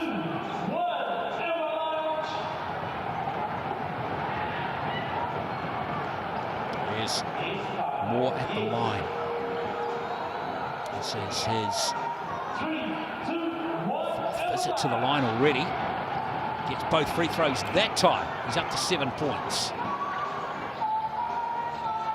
Back to 10 for the meantime. Davison. Here's Minnie from the corner. Buries it. Elijah Minnie. Froling's got the last couple buckets on the inside. Starts to sink in a little bit. They wasted no time in punishing that. Minnie up to 7 in the game. Beautiful spread of scoring in the Taranaki box score at the moment as Sutherland goes to that 3. Can't back up the earlier one that he got. And Davison gives it to Cameron. Working away on ball. Now Minnie. Oh, that looked good from the moment it left the fingertips, didn't it? It sure did. You get a wide open one as a shooter, then that next one, doesn't matter how contested you are sometimes. All of a sudden, it's back to a 16-point game. As Taranaki really flicks their muscles once more. Back-to-back threes there for Elijah Minnie. And he's the first player to hit double figures in the game with 10. There's a good atmosphere there in Taranaki. You see the crowd roaring in the background. Yeah, always a good vibe down there in New Plymouth. Don't forget Hoop Heads. Next episode coming up at 6 o'clock next week. Give you all the highlights and all the conversation starters next Wednesday night.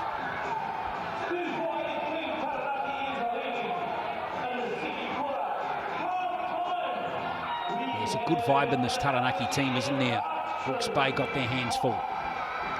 Yeah, I mean, when you bring that level of experience together, the only thing you really have to worry about there is kind of the chemistry and the team culture and how everyone's clicking together, and it looks like Sam McKinnon's doing a really good job of that.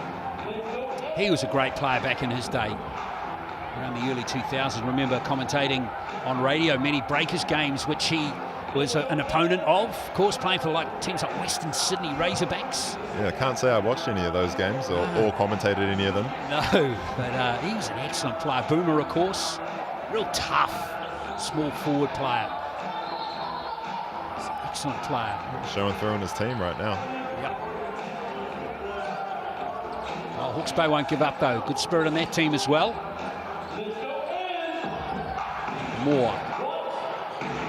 Marking Ngatai very tightly at the moment, aren't they, Kenny? Over to Ball. Here's the 16-year-old going, and it almost loses it. Kenny with 3 on the shot clock. He's going to have to put the shot up himself. Buries it, winds back the clock. I think Jared Kenny might have the highest percentage of like end of shot clock shot attempts because he never shoots them during the possession, but at the end he doesn't have a choice and he always makes them. Well, there's his first points of the game, Jared Kenny. Here's Cameron. Davison for 3. Froling in just the right spot. As all good centres are, right, Sam? Yep. There's Froling again. Nice fake at the three-point line. Froling. Oh, that's nice. just skill. With the offhand too, as a lefty, making that right-hand scoop shot off the Euro. There's not too many 5-men that are going to be doing that anywhere in the world. That was one of the best baskets of the game so far from Sam Froling. Kenny. Kicks it out to Ball. He's less than half of the age of Jared Kenny. Kenny, though, again, created space for himself well there, and there. Almost the same shot on the other side. Oh, offhand Euro. Foul's gone on number, I think, 12. I think that might be on Carlin Davison. That's 2 on him now? 3, in fact. Oh, 3. Yeah, so he's been subbed out of the game. Bit of foul trouble could be a way for Hawke's Bay to get back in this if they can get some fouls on some key players. Ngatai. That was the LeBron spin right there. Ngatai called for steps. A little hop spin.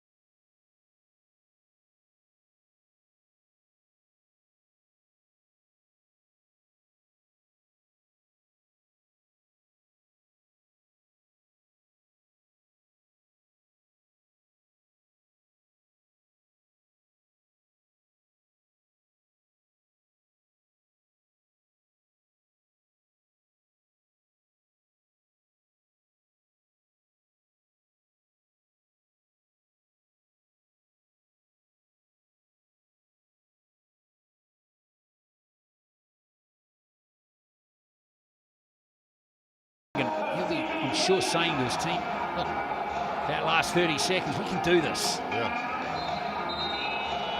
And came from a couple of steals on the defensive end, led to some fast break basketball.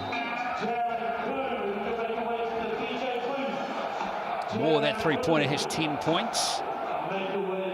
Froling and Mini both have 10 for Taranaki. 5 rebounds already for Sam Froling as well.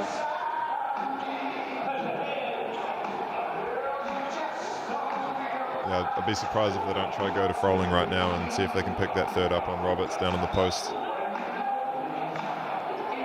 That would be a key play right now for Taranaki if they could achieve that. Grogan's rolling the dice, leaving them out there, so see if they go and try and punish it. Karen. Just the man to give it to Froling. Or maybe just lay it in for 2. Or just do a layup, you know. There's always that option. That's 6 points for McCarron in the game.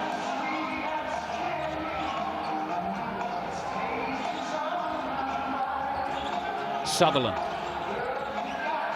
Ngatai working away here on Flynn Cameron. Sutherland. The lane shut quickly. Big three-pointer there from Ngatai. High off the rim goes Tobias Cameron. Yeah, he's a point guard, but he's very strong, Flynn. So I don't know if posting up Flynn Cameron is going to be the most effective offense to go to tonight. He's got the good genes to be a good defender in the post-up play, isn't he? Why? Who's his dad? Exactly. Here is Cameron. You'd probably argue he shoots a better 3 than his old man, but his old man was pretty decent too, Sam. His old man would have a good case that he shoots a better 3 after that attempt. Exactly. Here's Sutherland. Sutherland lays in 2. That's a nice transition play from the Bay. Very nice. Got it back to 10 points, seeing if they can get it to single digits with a stop here. Rakawa. To McCarron. McCarron looked like he might have put the shot up there, and in the end, that's just there we go. Communication and connection. Not Isaiah Moore's pumped up. That's energy you want to see from your point guard. even quarter this one, just 12-11 in favour of Taranaki. Much better than the first quarter as Hawke's Bay try and find a way to work their way back into this one. Yeah, Bucket here will get it to single digits for the first time in a while. Pretty much since the start of the game. Taranaki quickly got out to a double-digit lead. Now Moore, marked tightly there by Mitch McCarron. Nice play into Ngatai, working on Davison. Ngatai just overcooking it a touch to Tobias Cameron. On that spin, if you just keep going all the way to the left. Yeah, 100%. Now back to Flynn Cameron. Nice touch at the end there from Flynn Cameron. Can't let him get downhill to that left. It's so solid. He's going to finish that every time. 6 points for Cameron. Back to a 12-point game. Jacob Murphy. It's been tipped out of court by McCarron. Yeah, that ice coverage that Taranaki are going to on the side is really not giving them any good looks off that, so they're going to have to find a different way to attack it. Lovely finish from Cameron on that previous possession.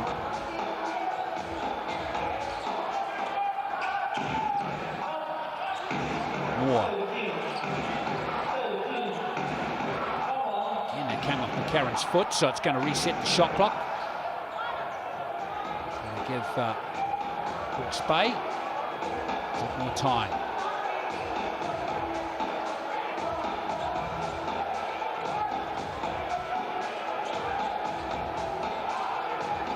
Moore to inbound it.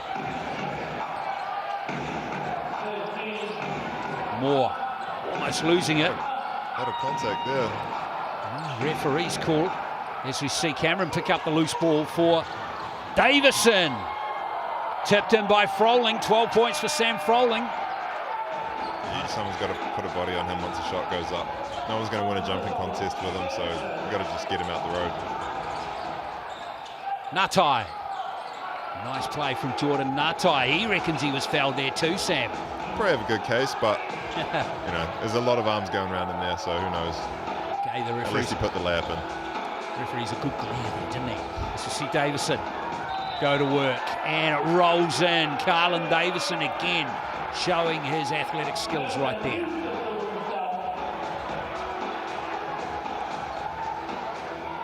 Davison has 4 points now, and he's at the Chemist Warehouse stripe. Try and make it 5. Both teams doing a good job at really getting downhill to the rim. Hawke's Bay actually forced them to miss a couple, but Froling's been there to pick up the offensive rebound and put it back in. So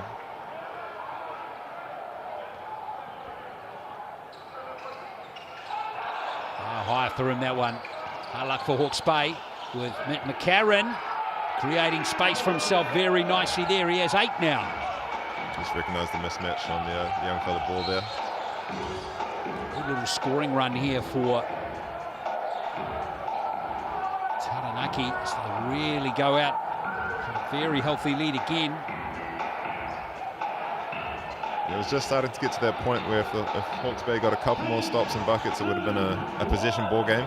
But they've done a good job at halting that comeback and pushing it back out. They really have. Now Jared Kenny goes to the line. They're in the bonus now, Hawke's Bay, for the rest of this quarter.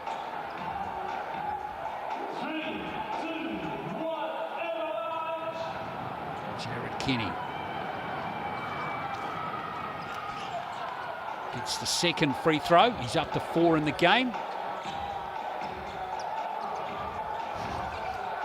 Cameron. He's letting the refs know about it. Trying to work away on Flynn Cameron. Davison going baseline. Good defense by Kobe Kara, but unfortunately Moore couldn't. Got to come up with that. Ball. Yeah, did a good job to force the miss. You got to come up with that rebound.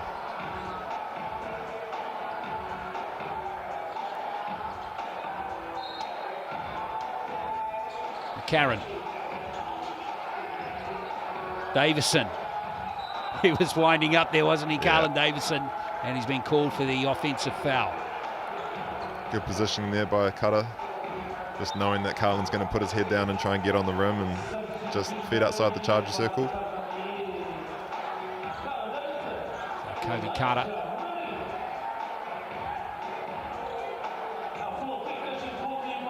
Hawke's Bay still toiling away as Kenny. Is that going against Jared Kenny? No. No. I thought it was for a second too, but no, that's on McCarron. Oh, hang on. It's on Jared Kenny. Well, there you go. Sam Gruggan's shaking his head. He's not happy.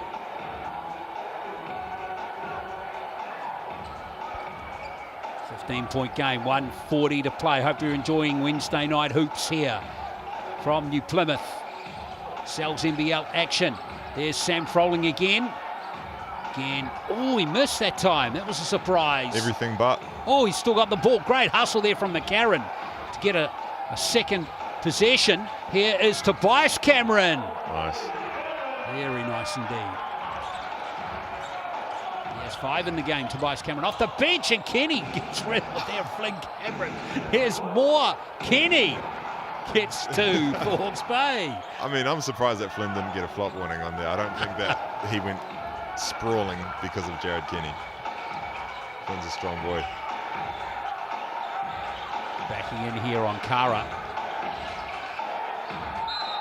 And Kara concedes the foul again. That's Cameron at his best here. Yeah. Carter tried to do his best, keeping his hands up, try not to get a foul, but I think Flynn just got an angle on him a little bit and took contact in the body, and the ref saw it. Taranaki still shooting the ball at 58% in this game. Hawke's Bay down in 35.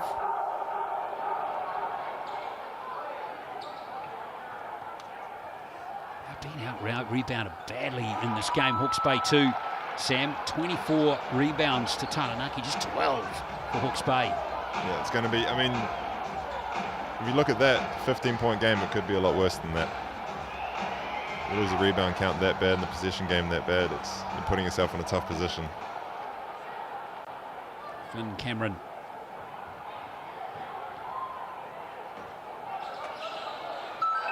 Gets a couple of free throws to go up to 8 points.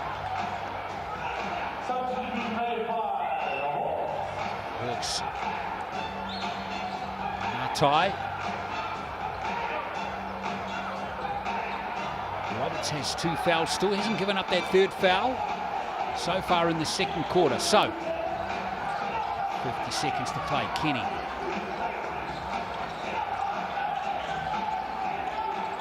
Here's Sutherland trying to set him a screen, couldn't do so. Kenny buries another 3 from exactly the same spot that he got his first one. It was. I think maybe a little bit of frustration from Jared Kenny.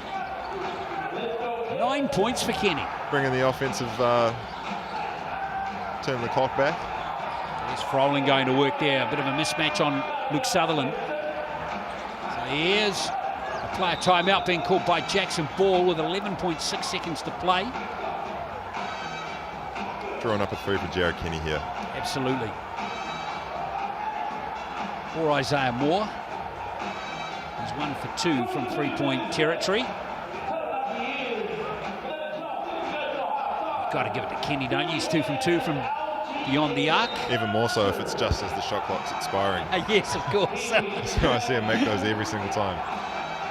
Just give the ball to him, wait for the shot clock to get to the end, and shoot a 3, and I reckon it'll go in. Let's see if your strategy's going to play out here. Kenny giving it back to Isaiah Moore. Moore going to work on Cameron. Didn't go in, and now Tobias Cameron has it. And that shot didn't get away in time. So it's going to be a comfortable half-time scoring margin here for Taranaki as they go to the break with a 16-point margin. It was 11 at quarter time. They've eased it out by another 5, 52-36 at halftime.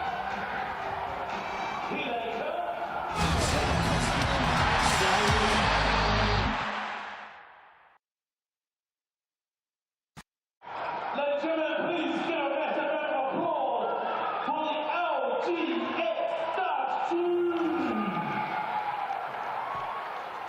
All right, thank you for watching us on TikTok. It's great that you can watch the game live on TikTok. Now, I've just got to see if there's any questions there for us. Sam? Let's have a look. Let's have a look here. Just bear with me. I'm a bit of a TikTok kind of rookie, actually, to be fair. Well, Yeah, a few people saying how good you are as, in your debut commentary. those aren't questions, are they? That's not what we asked for. They're not questions, yeah. Now, But I appreciate it nonetheless. who has a question for the Very commentators? daunting. Someone's saying up the Broncos. Why am I keeping, here we go. Who's the MVP leader this year? Now, I can't answer that question. I think it's Rob Lowe at the moment. It would be isn't Robert Lowe. Yeah. I think it's a bit hard done by. I reckon Luther Muhammad should be up there ahead of him. Well, he's third at the moment with Corey Webster in second. So it's the two Auckland Tuatara players who are leading this. Ah, rubbish. It should be Luther. Okay. Is this game at Pettigrew Green Arena? No, we're in New Plymouth. Pettigrew Green Arena is, I think that's coming, the clash there between these two teams coming up in late June. Who's winning, someone asking? Well, Taranaki are winning by, what was that score again? Is it? 52-36 at halftime. Sorry, trying to juggle 4 screens at once here. I think I'm doing all right, aren't I? Yeah, Up the Broncos. You're doing better than the people asking who's winning. I'm on sport there, See champ. if obviously not been watching the game. Yeah, Broncos are a pretty good team, though. A few Kiwis are going well in the Broncos, by the way. Jordan Riki and Dean Mariner. But we're not here to talk rugby league. What team is Rob Lowe? And he's in the Tuatara. And he's going great again. That's a question from Ben Kennedy. Someone from Dunedin saying, Sam, go back to the Nuggets. Yeah, I mean, I'm a proud Otago boy, and the Nuggets always have a special place in my heart. But we're black and gold this season. Someone's asking Cohen Lamont, are you the commentator for the Warriors? Up the Waz? Yes, I am. And I'm looking forward to Sunday's game against the Dolphins. Watching from Washington State. Gilbert 11, that's cool. That's where I went to college. Yeah? I went to college in Washington. What was college like up in Washington State? It was cool? awesome. Yeah. Seattle was, it's a very grey and rainy place to be a part of in winter, but the summers there are beautiful. The city is awesome. It's a pretty similar city to Auckland, actually. Like a lot of water throughout the structure, and got a little the Space Needle. Similar to Auckland. Cool, man. Yeah, well, it's a nice place. we'll ask one more question. How long are you guys going to be live for? We're going to end our questions now because we've got to go back to our Sky Sport broadcast. But you can watch the whole game on TikTok right the way to the end. All right, so keep watching. Actually, we've got another break coming up in about a couple of minutes, so we'll answer more questions in a minute.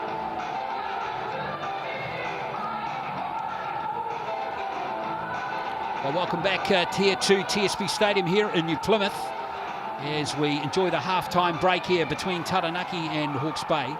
And a very good game for Taranaki so far, 52-36 they are leading as we head to the official stats here with the Chemist Warehouse. We can tell you that Sam Froling is the leading scorer in the game with 14. Elijah Mini has 10, but there's a really good spread of point scoring in the Taranaki team, Sam Timmins, with Cameron, McCarron, Tobias Cameron and Carlin Davison all scoring multiple baskets.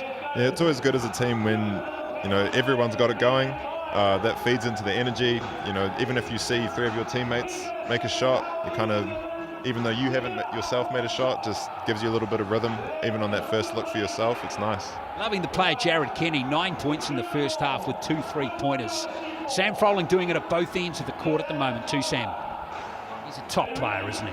Yeah, he's been a handful for them. And like with Josh Roberts getting in that foul trouble, and he's had a lot of mismatches, and he's been able to clean up rebounds and get looks around the rim. McCarron having a good game again, 8 points with 3 assists as well. Remember, he's been averaging 7 a game. Flynn Cameron contributing strongly in that department as well. And Josh Roberts, that second block of his was memorable as we got Hawke's Bay on a nice little 30-second run there. Yeah, but was able to avoid picking up that third foul, so hopefully he can hunt a bit more blocks in the second half and spur on a little bit of a comeback. Stay with us here on Sky Sport. Really good crowd in here too in New Plymouth, and they're enjoying the form of their home team at the moment as they try and lock up their 7th win for the season. 52-36, third quarter coming up shortly.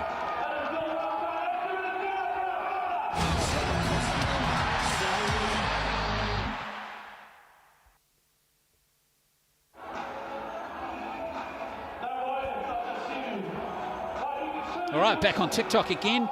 We got another question here from Simba Tang. Who's the best player in the league? Well, he's sitting right next to me, Sam Timmins. No, we got Halasiale Maile in the Franklin Bulls. He's probably up there. Brody Perry, he's a bit of a backbone of he's a cornerstone you of can't the, name all of your hockey teammates, society. Sam. Why not? Well, you can. I'm the one holding the mic, man. Put the camera on the cloud. Okay, maybe the crowd. Well, there it is. The camera's on the crowd right now. Anyway, it's really cool isn't it cool that Sky Sport can stream these games on TikTok? It's pretty amazing, isn't it?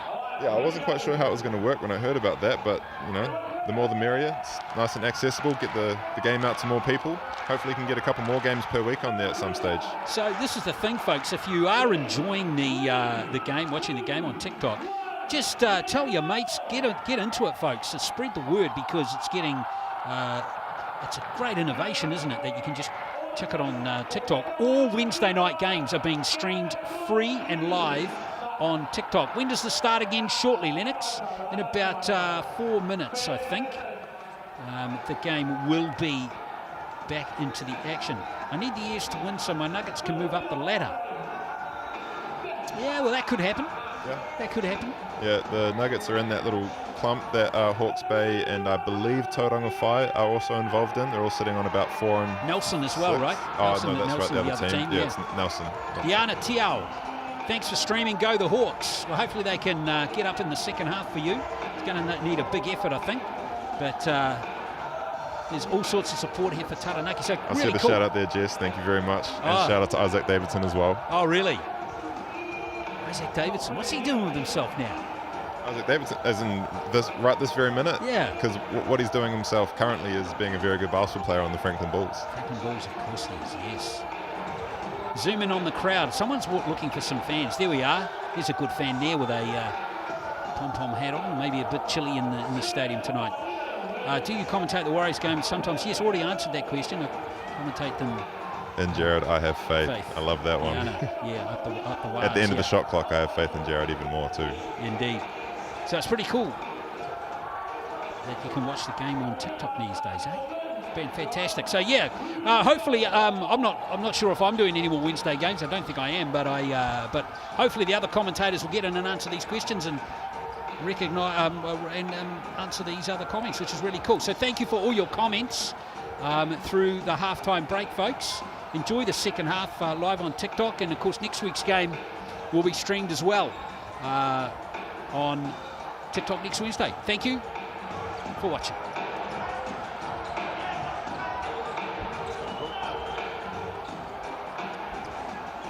(52-36). As we're not too far away from the start in the second half here in New Plymouth, and it's a good all-round game for Taranaki. And I guess when you see a good even spread of scoring amongst your starting 5, that means your offense is humming and working really well, Sam. Very much so. I think this first 3-4 minutes of the second half is going to be pretty formative for the rest of the game. I think if Taranaki continues the way they've been going, this is going to blow out to a pretty big lead. But if Hawke's Bay can up the aggression on defense like they showed a little bit in that first half, and Geordie Ngātai can get to the post and Isaiah Moore can get to his spots, we might be able to see it and claw their way back. Now the mixandpick.com poll is still going, so scan that QR code, folks. Who will win and by how much? Don't be deterred by the score at the moment, because you could win a Sal's Pizza prize code. ES 1 to 12 still the favourite option, although ES 13 plus is really starting to threaten. Is this now, people changing their votes, or is this just new votes coming in? New votes coming in. Okay. Hawks get the win 24%. There's some loyal Hawke's Bay people who still can sense a turnaround in this game. It's very possible. Well, it only takes Isaiah Moore, Jordan Ngātai to get hot, Josh Roberts to stay out of foul trouble. So a few jigsaw pieces need to fall into place for them, Sam, but they can do it. Yeah, it is possible. It's going to be tough, especially because with Taranaki, one of the things is that the scoring is so well spread that you're not just hoping that one or two players on Taranaki that have been scoring stop scoring. You know, everyone's been having it going, so you're going to have to do a really good job on the entire defensive end. You can't just stop one or two players. They've got too many options. Yeah, they have, and they've been clicking. Gee, it's going to be a good second half of the Sal's NBL season, isn't it? With this team in the mix, your team in the mix, you know, the Tuatara and the Canterbury Rams, the defending champions, really looking strong as well, aren't they? And the Saints, of course, let's not forget them. Yeah, no, it's hard to forget them after Sunday. We lost to them by 2. Yeah. But no, the top 5 teams are all like very, very, very close in record, and then I think the 4 teams below that are also very, very close in record. So it's going to be an exciting second half of the season. There's a lot of spots in that 6 up for grabs. And Hawke's Bay, and of course the other thing too to bear in mind too, folks, is every basket counts on the countback too, doesn't it? And you know, we talked about that ladder at the start. That countback could come into play on not only to decide the order of the top 4 or 5 teams, which you just touched on, but you know, there could be a tie for 6th, 7th and 8th. Who knows? Yeah, and then Rapid League comes into play there too. And then also I think it's because it's home and away finals this year, correct? So even the placing within the top 6 is going to be massive and pretty important to play for. So lots to look forward to down the stretch of the season. Which it all comes to a conclusion in late, in July, isn't it? A bit of an earlier start to the season this year, so naturally earlier finish. So I just smashed the desk there. That's okay, mate. No one can see it, Sam said. It's all good. It's all good in the hood, man. Here is the third quarter underway.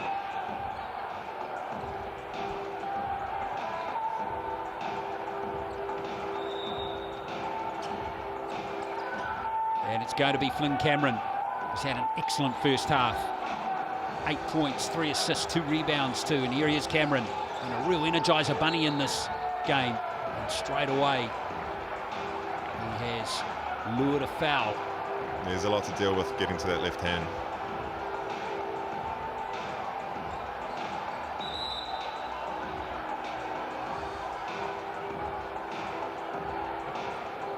Coach Grogan reckons it might have been a carry on the way to getting fouled. Yeah, we always try and get in the... Unless his shoulder sore and he was just trying to roll it out a little bit. Yeah, I'd back your first guess there, Sam, to be fair. As we see Cameron at the free throw line. Chemist Warehouse stripe. 2 out of 2 from that visit. As it's an 18-point margin now for Taranaki. Flynn hits double figures at 10 points. There's more with that teardrop floater. Not going to fall, but he tips it to Kenny. Good pass back to Roberts. Oh, blocked by Froling. There's the biggest point guard in the league, Sam Froling, going coast to coast. Go on, Sam. And not going to drop. Oh, but that would have been special. The block, rebound, coast to coast. Ngātai. Little reach in there by Cameron. Yeah, I mean, there probably was contact. It didn't affect the play too much, but Hawke's Bay probably need the foul just to kind of settle and talk about how they're going to attack at this position. Second foul on Flynn Cameron. Carlin Davison on 3 fouls. Jared Kenny on 3 fouls as well. Still out there though. Yep. Ngātai. Sutherland gives it to Kenny. Kenny goes baseline on Elijah Minnie. And Roberts will roll it in for 2. Wonder whether Kenny might put the shot up himself there. Yeah, I think the way he's playing, I think Grogan might be saying, hey, do you want to delay your return to GM after this game? Exactly. Looking good out there. Cameron gets his own rebound. Trying to get that foul off Roberts. And there is a whistle. That's 3. Must be on Roberts there. A late call by the official, but Flynn Cameron does a good job. He's got 2 fouls. Not too many point guards going to sky up like that and collect their miss over a big who's known for his rebounding abilities. Cameron going back to the line. He's 4 from 4 from the Chemist Warehouse stripe in this game. There you go, just put the mockers on him. There you go. If I'd have done it, it would have been my first commentator's curse. There's still time. There's still time. My list is lengthy, mate. Yeah, so who else hasn't missed anything yet? And get on the board. Exactly. 55-38. Still no basket for Hawke's Bay in the second half. Roberts kicks it back to Jared Kenny. Sutherland on Davison. Fade away from Sutherland. It's short that time, and Minnie's got it. Yeah, they're about to have a much better look earlier in that possession, but Sam Froling, that last line of defence, is holding it down. Hawke's Bay gone a bit icy here. No basket in the second half just yet. Cameron gives it to Davison. Froling. No whistle. Look at that. He wants that foul out of Roberts. Ooh, hang on. How was that? Hawke's Bay ball. Surely that came off Roberts. No idea what happened just there. I could barely see Froling for the white jerseys that were surrounding him there, let alone see what happened on the play. I think common sense has finally prevailed. There we go. Here's McCarron.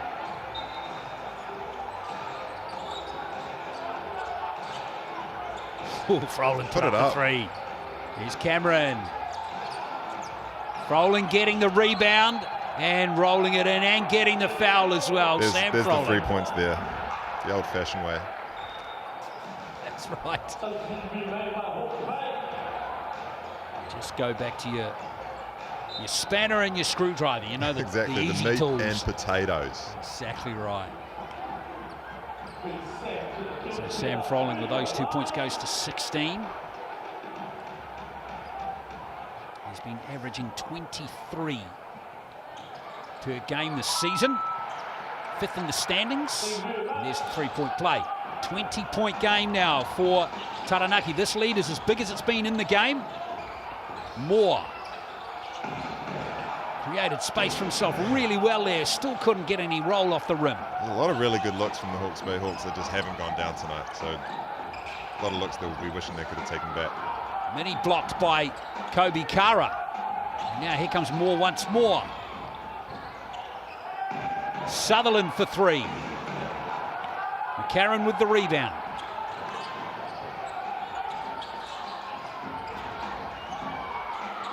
Three doesn't drop from Cameron. Sutherland back to Kenny. 3 minutes almost now in this third quarter. Still no points here. Super up and down these last few positions. Still no points for Hawke's Bay. Moore finally changes that. One was bound to go in. There's a lot of wide open threes that just got shot. 13 points. It's just his 3rd field goal in the game, though. Another 3 from Mini. Ngatai with the rebound. That should have gone down to Froling. Game loosening up a little bit, perhaps. More, which might actually aid Hawke's Bay if it does go down that path a little bit, Sam. Well, especially if he's seen a floater go in, and he's been able to get to that spot all night. Stolen by Kara. Here comes Moore again. Back to Sutherland. Left. Great left-hand finish right there. Sam McKinnon is going to call a timeout, and I think a good timeout for Taranaki. They're just losing their poise and focus just a touch there, Taranaki. Yeah, I mean, sometimes it's hard to keep the pressure on when you're up that much, and sometimes all it takes is a run from the other team to call a timeout, and the head coach just wants to simmer things down a bit, get back to what got them the lead in the first place.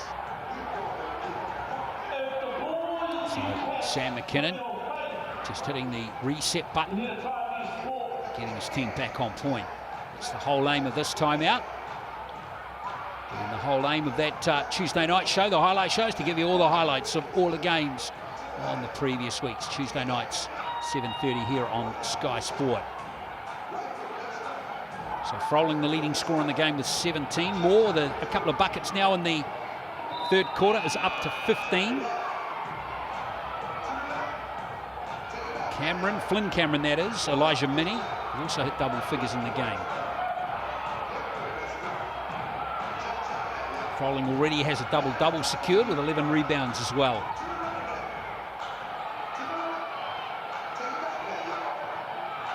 How many of those have been offensive rebounds? 4. Yeah, he's been all over the offensive rebounds as well. Yes, indeed.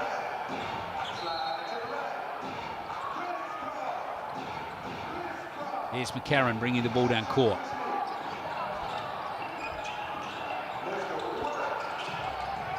Quentin Bailey out there for his first taste of action in the game as we see Froling. No, we did see Bailey in the first half, didn't we? Froling misses. Kara's got the rebound, and here comes Moore. Goes to work. Froling can't get over him though.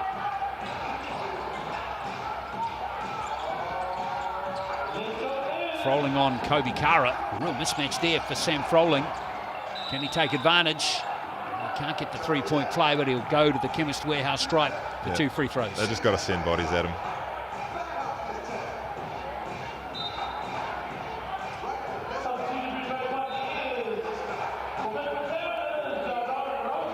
Just a wonderful all-round player, Sam Froling, from a huge basketball family as well. Basically all his siblings and parents have all played the game to a very high level. In some cases played internationally, of course.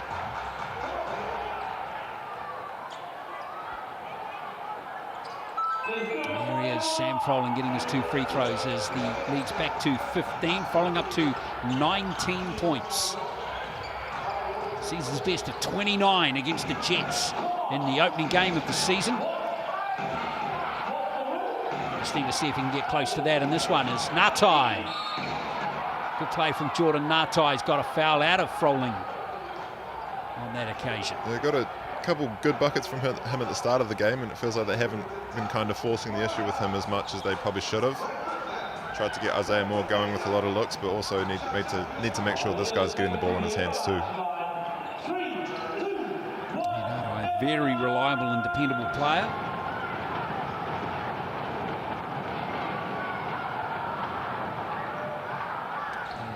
Steward of the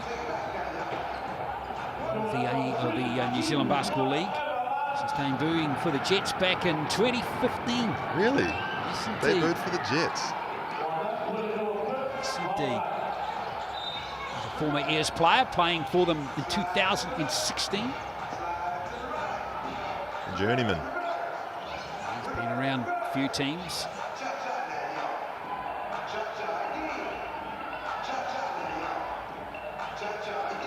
Mainly at the Saints, of course.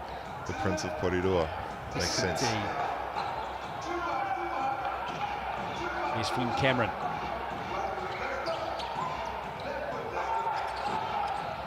Here's Cameron again, working off Bailey. Giving it to Froling, who's wide open. That's a classic Easy Sam as you Timmins like. move right there. You would have done the same right there, right? I don't know if it's a move to catch the ball under the hoop and then just put it into the rim. Pause for a moment. Oh yeah, I suppose. Yeah. Showed good awareness. Nice drive to the basket there from Isaiah Moore. 17 points for him. Flynn Cameron with his hands on the ball. Froling works or rolls away. Cameron drives strongly. And loose ball picked up by Bailey. Here's Tobias Cameron, who's fouled at the three-point line. It's a 4-point play coming up.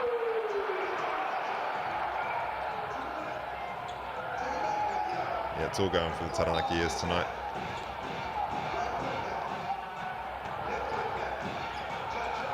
Tobias Cameron off the bench again, contributing. 8 points, possibly 9 coming up here for him. 4:30 to play.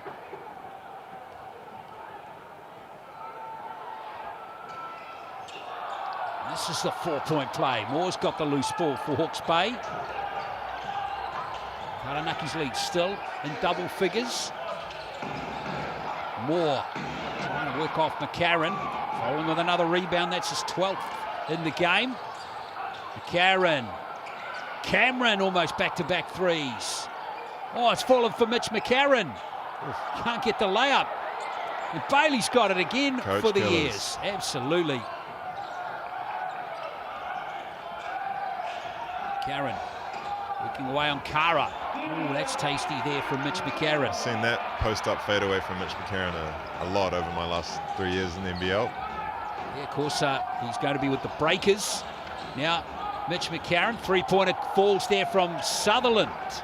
Second of the game for him. Very welcome for the Hawks offense that was been pretty dry for a while there.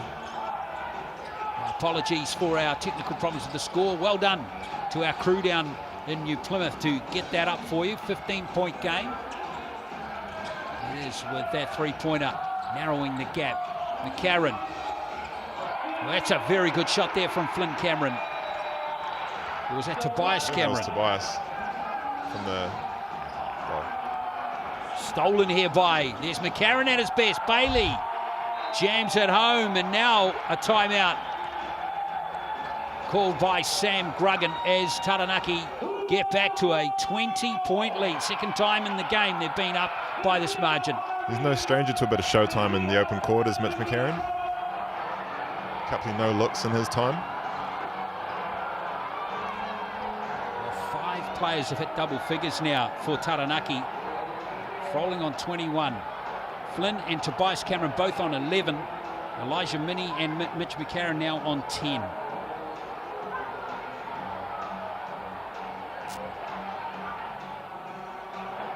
Sam McKinnon would be, well, he'll be happy not only with this margin, Sam. Obviously, every coach would be of a team up by 20 with 3 to play in the third quarter. But it's worth mentioning too, they just lost their direction just a little bit in that third quarter earlier, but that previous timeout they really did. Yeah, I think the that's focus button again, didn't they? A big job of the head coach during the game is recognising when there's been an energy shift, and the Hawks definitely got some momentum going, and Sam McKinnon nipped it in the bud right away with the timeout, and it hasn't really looked like that since, so it's a great timeout for him.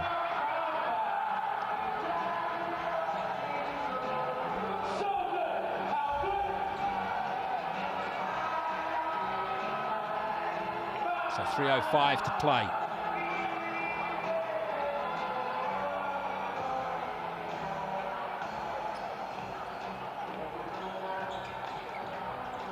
Of course, big job here for Hawke's Bay coach Sam Gruggan. As he gives a few of his bench players a bit of a run again. Lavery is out there. Jared Kenny. Lavery once more. Harry Keeley is out there too. Nice pass into Kara. That's good play there from the Bay. But the young fellas out there. Very young lineup, pretty undersized, but maybe that's the switch up they need. It's Jacob Murphy who's out there, number 7, instrumental in that play to create the space for Kobe Kara. He's at the Chemist Warehouse stripe for a 3-point play. Can't convert it, and Bailey has it for Taranaki. Now McCarron. Here's Tobias Cameron. Radar astray that time. Davison in there trying to get it going, but it's going to be a foul.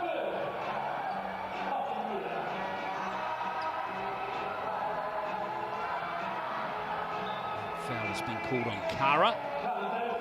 So Davison to the line with Taranaki in the bonus now. Still with 2:38 to play in this third period. Quiet day from quiet game for Carlin Davison, Sam, but he did get in foul trouble early. 3 fouls in the first half. He did. Great aggression at the start of the game. He was really throwing his body at the rim, and he got a bunch of great looks that didn't go down. So probably have a lot more points on the board if he hadn't picked up those early fouls and stayed on the court longer. Murphy almost coughed it up to the halfway line. He has, in fact. Here's McCarron. Oh, Davison! That took some skill to finish that one. It definitely did, and it took a lot of hang time. Mitch McCarron kind of bobbled it up with the finger roll lob, and Carlin was like, well, I guess I'll just stay in the air until you throw it to me. He had wings, Carlin Davison. There's a basket under the hoop to Lavery for Hawke's Bay.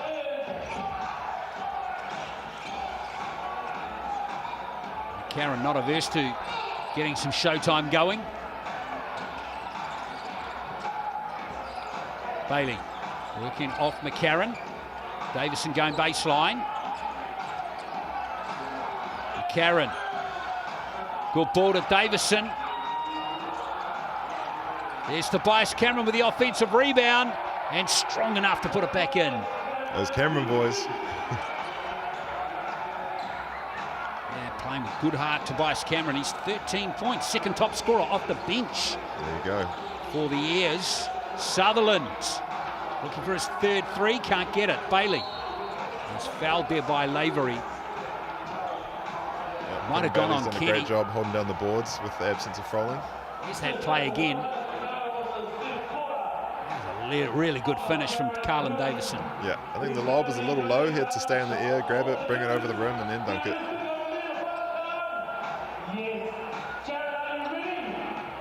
So that foul conceded by Jared Kenny. Still talking to the officials about it. That's pretty out of character for Jared Kenny. It might be the first time I've ever seen him complain about any call to the ref. Well, it's his fourth That foul. was sarcasm for anyone who's Yes. their first game watching. Yes, I got that. But you're right. That was for anyone who may have never watched him before. It's Murphy. And there's probably a few people out there. TikTok, new Yeah, audience. that's right. Yeah, if you're watching on TikTok, thanks for joining us. Hope you're enjoying the game on TikTok. Here is Sutherland. Oh, that's good. Oh, block from Davison. I think that hit the backboard. Yeah. Did he just get a tech? He had a good case for that being a goaltend, but you can't yell at the refs afterwards, even if you are right.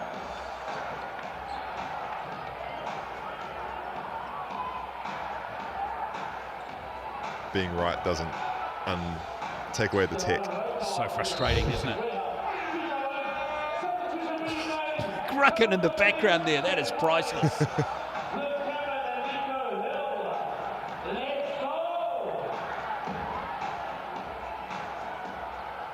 So Rokawa to take the free throw for the technical foul. Rokawa, just 3 points for him in the game. Ball don't lie. It was a goaltend, but these things happen. Refs just doing their best.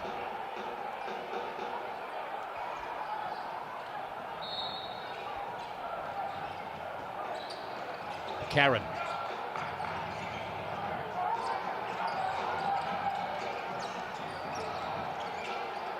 Trying to get their offense going. Nico Hill for three. Jared Kenny with a... Skying for the rebound. Exactly. There was authority in that rebound, and Kenny's had enough. He just wants to bury a three-pointer. There's Davison with those long arms of his. Rolling that one in. Flynn Cameron. Oh, that's pretty. Yeah, he's been shooting the through ball really well this season. It's his first three of the game. And you're right. Prior to this game, he was second in three-point percentages in the league at 46%. 46. It's his first three-pointer of the game. Kenny, 1 from 6 from beyond the arc for Flynn Cameron. Murphy. A strong drive to the hoop there by Kara, and that's not going to fall. That's the end of the third quarter, and it's Taranaki really stretching out their lead, outscoring Hawke's Bay by 28-20 in that quarter. It is 80-56 here on Sky Sport.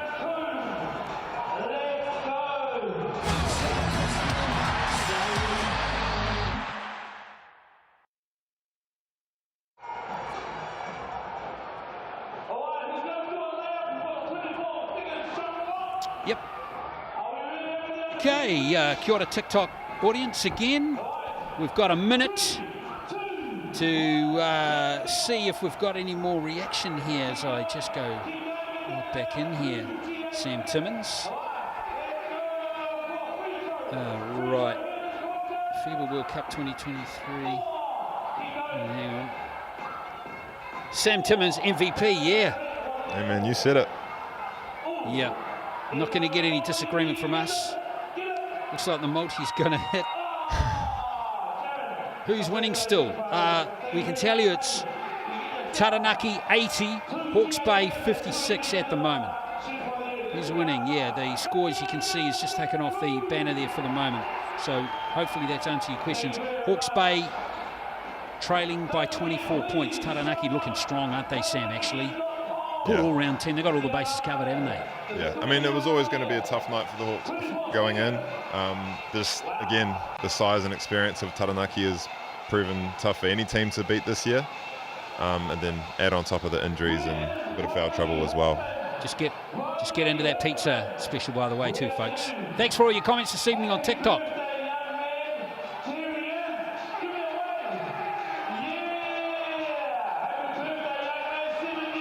So that's special as you rejoin us on Sky Sport. Valid until next Tuesday. The large 100 pepperoni black garlic pizza for just $40. So all you need to do is scan that QR code on your screen right now and get into it.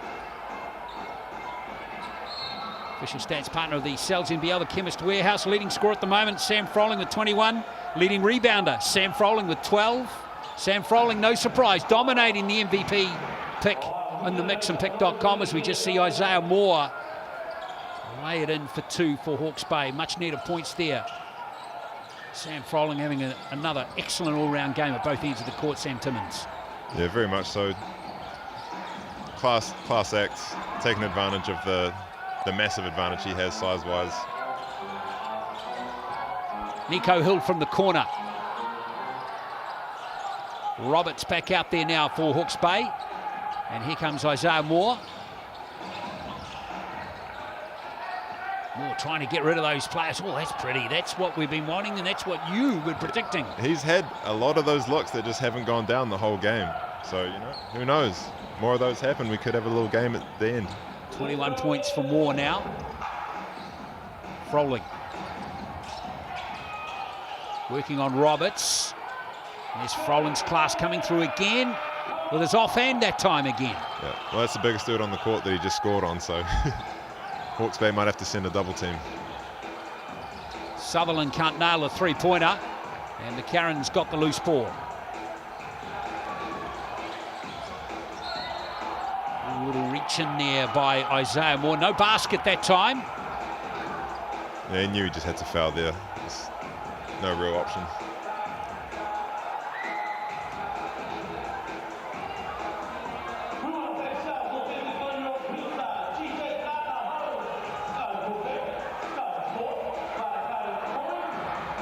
Taranaki have outscored Hawke's Bay 11 in the first quarter, another 5 in the second, 8 in the third. Just building their lead all the way through the game. The Hawke's Bay still got a lot to play for. There's, you know, the way that you finish your last game always impacts the energy in practice, also going into the next game. So, let alone the fact that they could still mount a comeback, there's, you know, no reason for Hawks to quit yet. Cameron. Brother almost lost his poise there. Oh, Froling was going to, I think, really go in aggressively there. In the end, he's just going to have to settle for 2 free throws from the Chemist Warehouse strike. Again there, Jared Kenny doesn't really think he fouled him there. Oh, Kenny's fouled out. Has he fouled out with that play?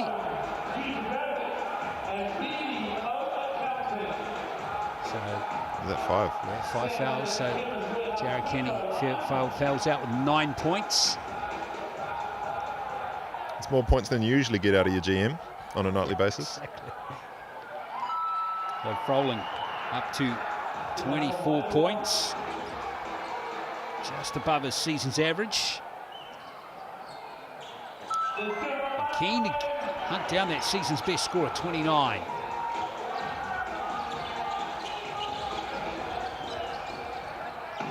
More to Roberts. Oh, yes. That's how you would take a drops coverage right there, with a big that can run really fast and jump really high. Davison. Here is Flynn Cameron. That's nice from the free throw line. Flynn Cameron up to 16 points now.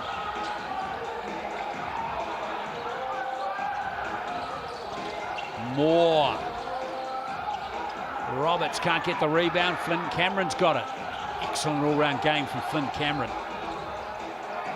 Oh, there's a nice strong move coming in there from Nico Hill, who's now mixing it up nicely. Where he gathered, I thought we were in for a little bit of a dunk right there, but still did well to maintain body control in mid-air and get the finish. Sam Froling increasing in the last minute or two. His chances of winning the game MVP up 5% to 65 now. Carlton Davison 14%. He's got some fans out there, Sam, isn't he? And that's what happens when you're an athlete and you have those big time plays. People know your name and they want to see you on the court and doing your thing. And it's cool to see him getting some fans, and his fans getting in there. 7 points for Carlton Davison, 4 rebounds. Froling. Yeah. Catching an alley-oop dunk counts for about 10 or 15 points on the MVP tally. And that was not an easy one either. No, it wasn't. Look at that play there from Moore and Roberts. That was pretty cool. It was. Caught Sam Froling a little high in that drops coverage. Roberts got behind him and Isaiah just put it on the money. The score at the moment, 88-62. Froling with 25 and 13 rebounds. And Cameron with 16 points. Tobias Cameron 13, Elijah Minnie and Mitch McCarron with 10. Isaiah Moore has 21 points for Hawke's Bay. Lucas Sutherland 12 and Jordan Ngatai 10. Full court pressure too coming from Taranaki for a moment there as well. To see him mixing it up a little bit as Moore brings the ball down court again. Kara back to Ngatai. Roberts trying hard, but couldn't get past the big frame of Froling again. Yeah, it's a sign of a good team that Taranaki is up so much in the fourth quarter, but they're still really sticking to their principles and they're not giving up anything easy. Here is Cameron kicking it out. Tobias Cameron can't get the three-pointer, and Roberts palmed the ball in his left hand and chucked it over to his brother. Absolutely. 88-62, 6:52 left in the game. We're in the fourth quarter. Ball into Roberts, and Roberts is fouled there by Tobias Cameron. Make him earn it. It's been a tough game for Josh Roberts, just 6 points, just 3 rebounds in the game. He's, like most, found playing against Sam Froling a tough challenge. Yeah, and it's, as you well know. Yeah, and it's also, you know, at the guards, they got strong guards that come in and rebound as well. So if you're tussling with the center, sometimes neither of you get the rebound and a guard comes in and swoops it. They're a tough team to battle on the boards against.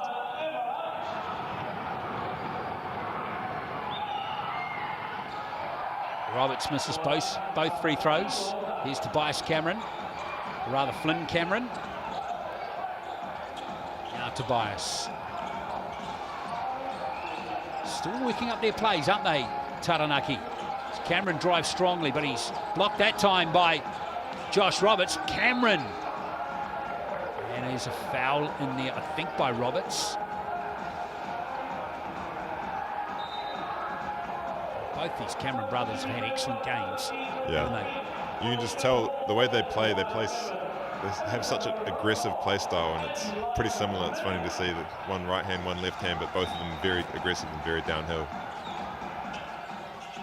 Minnie. Back to Froling. Whoa, Roberts went flying and it's been lost out of court. Froling not impressed with that call. Yeah. Yeah, it's probably lucky not to get a flop warning, but after taking it in the chest from Froling all night, you know, it's got to try something.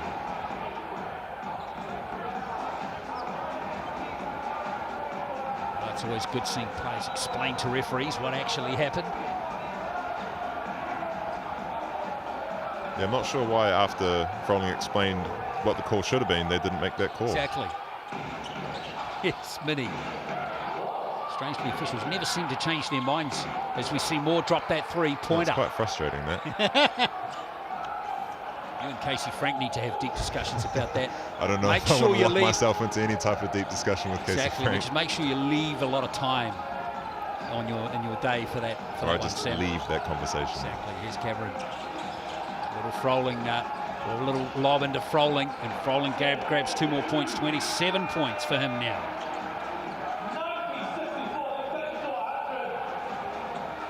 Garland Davison back out there for Nico Hill.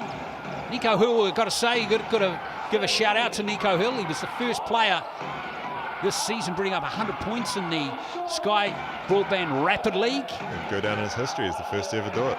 So well done to Nico Hill as we see Ngatai miss that three-pointer. 5 minutes and 14 to play.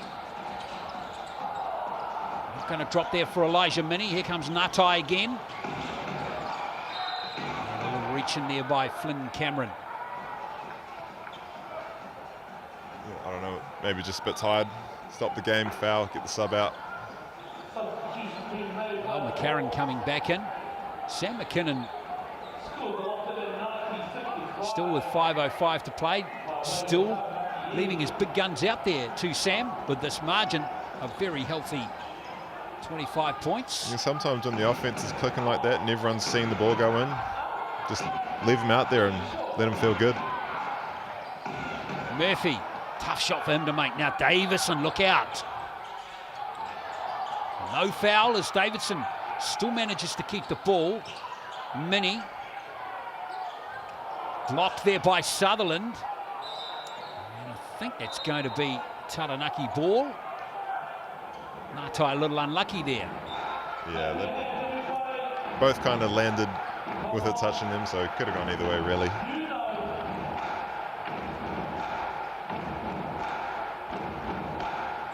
Dragon seems to think it should have been Hawks' ball. Of course.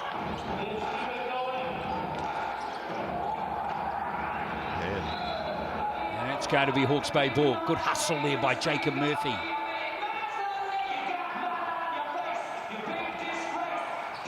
There's also a good opportunity for these young fellas on the Hawks team to get some good minutes.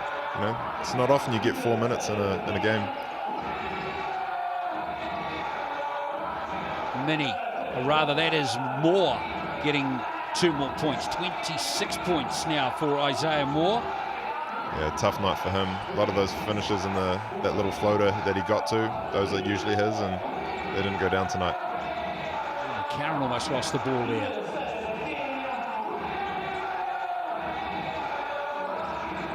Rokawa did well to create space for Davison. A nice deep 2 there from Garland Davison.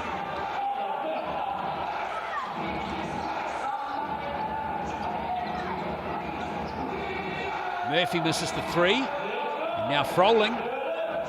Good layout. I'll throw it up here for Davison. Well, Davison's going to help himself to 2 points.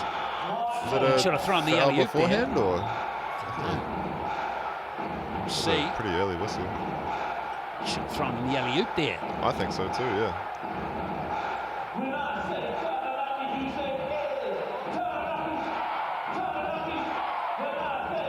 And Bailey checking back in.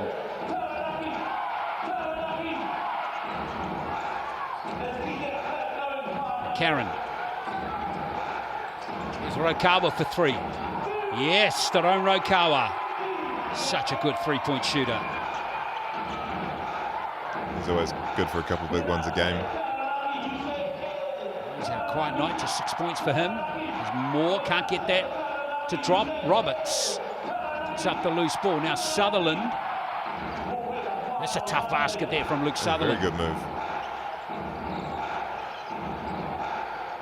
Karen.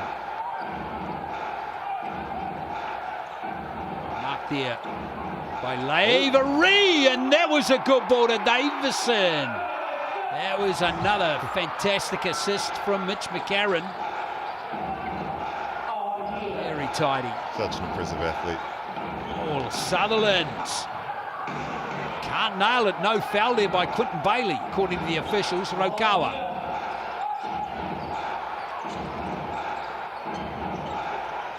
Minnie out to McCarron.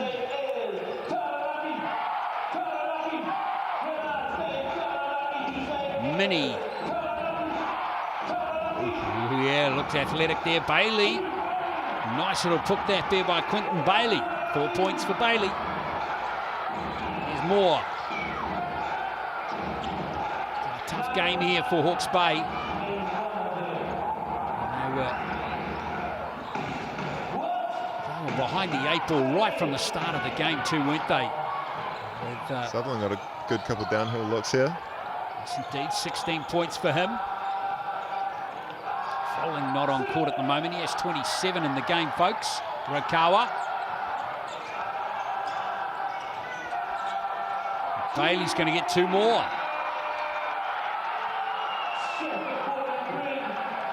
So Taranaki cracked the ton. 101-71 it is. Really good all-round game from Taranaki. They're going to be in the hunt if they keep playing like this, Sam Timmins. Definitely, you know, they're going to be one of the teams to beat. Sutherland. Get another 3-pointer. There's 2 in the game. And now Rokawa. This game clicking, winding down now. Here's Nico Hill. Getting some more court time in this game. Rokawa working off Bailey. There's Hill. Love the enthusiasm from Nico Hill. Yeah. There's an athletic rebound and athletic finish too. 4 points for Hill in the game. Little reach in there by Davison. They get the young fellas in. It's going to be his 4th foul. That's exactly why he fouled, right? Get Xavier Adam. Yeah, Jordi stop the game. Hoyata. Make sure they get as much time as possible. So Xavier Adam in there, the 18-year-old. And Jordi Hoyata, 21. Lavery kicking it out to Murphy. Davison with the rebound. Now Adam. See if any of them can get a bucket. Hill. Davison over to Adam. Nice ball rotation. Whoops, Minnie made the drive for the basket. Forgot the ball. Yeah, I think they want to see you shoot that one. Don't need to give it up.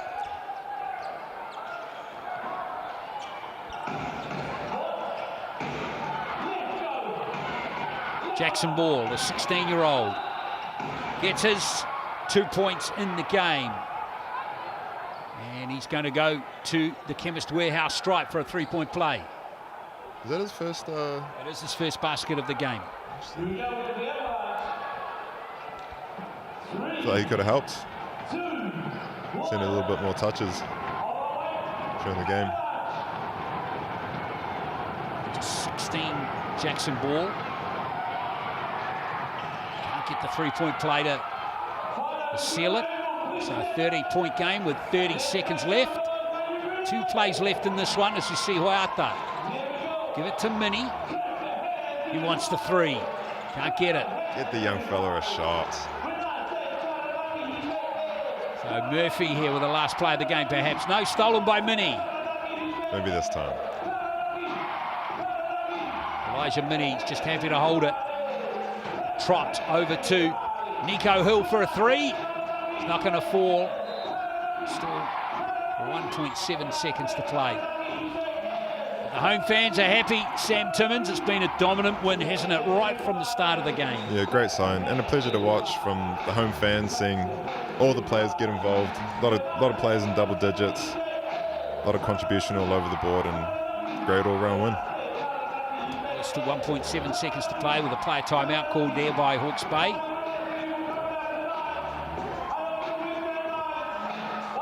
As they try and get one more basket in this contest.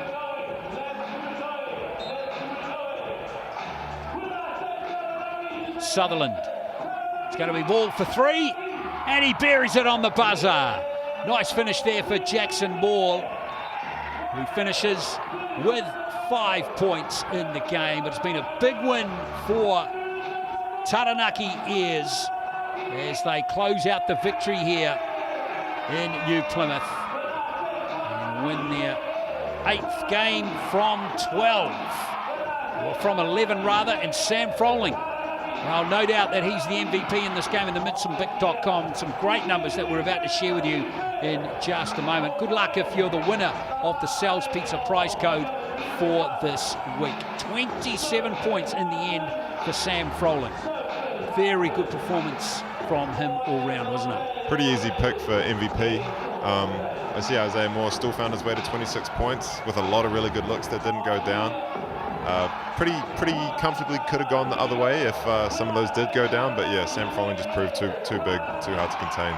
Isaiah Moore was gallant in a beaten team tonight. There's Sam Froling with 17 boards. That is a big number, Sam. Yeah, if you lose the rebound count that bad, does't matter who's on your team, who's not on your team. You lose the boards that bad, it's going to be a tough night. Yeah, really was out-rebounded in the game. 26 rebounds to Hawke's Bay in all, and 60 rebounds for Taranaki in the game. And how many did Hawke's Bay have? 26. Oof. Wow. What about Mitch McCarron with those assists? 9 assists to him. That is a decent number. 22 assists in the game in total for Taranaki, just 11 for Hawke's Bay. Josh Roberts, good day on the blocks though with 4 in a beaten effort. But wow, it's all about the team performance, I think, Taranaki in this one. Anytime you're plus 20 assists, that's a good sign. The ball's moving, everyone's feeling good, energy's good. You know, it's always nice when the young fellas get to come in at the end. You know, they show up every day in their training as well. So good feeling, good vibes in New Plymouth tonight. Just a reminder of the games coming up. Next game is coming up tomorrow night from Tauranga, with Tauranga Fire up against the Canterbury Rams. Auckland Tuatara in action in Auckland on Friday against the Nelson Giants. That should be a beauty. And then on Saturday at 3 o'clock in Invercargill, it's the Southern South Island derby between Southland and Otago. That should be a ripper too. Can Southland get their first win this season against their provincial rivals, the Otago Nuggets? We'll see. Well, that wraps it up here from New Plymouth. Thank you very much for joining us this evening. We hope you enjoyed the game. Congratulations to the Taranaki Airs winning this game over the Hawks, 103-76. Mā te wā.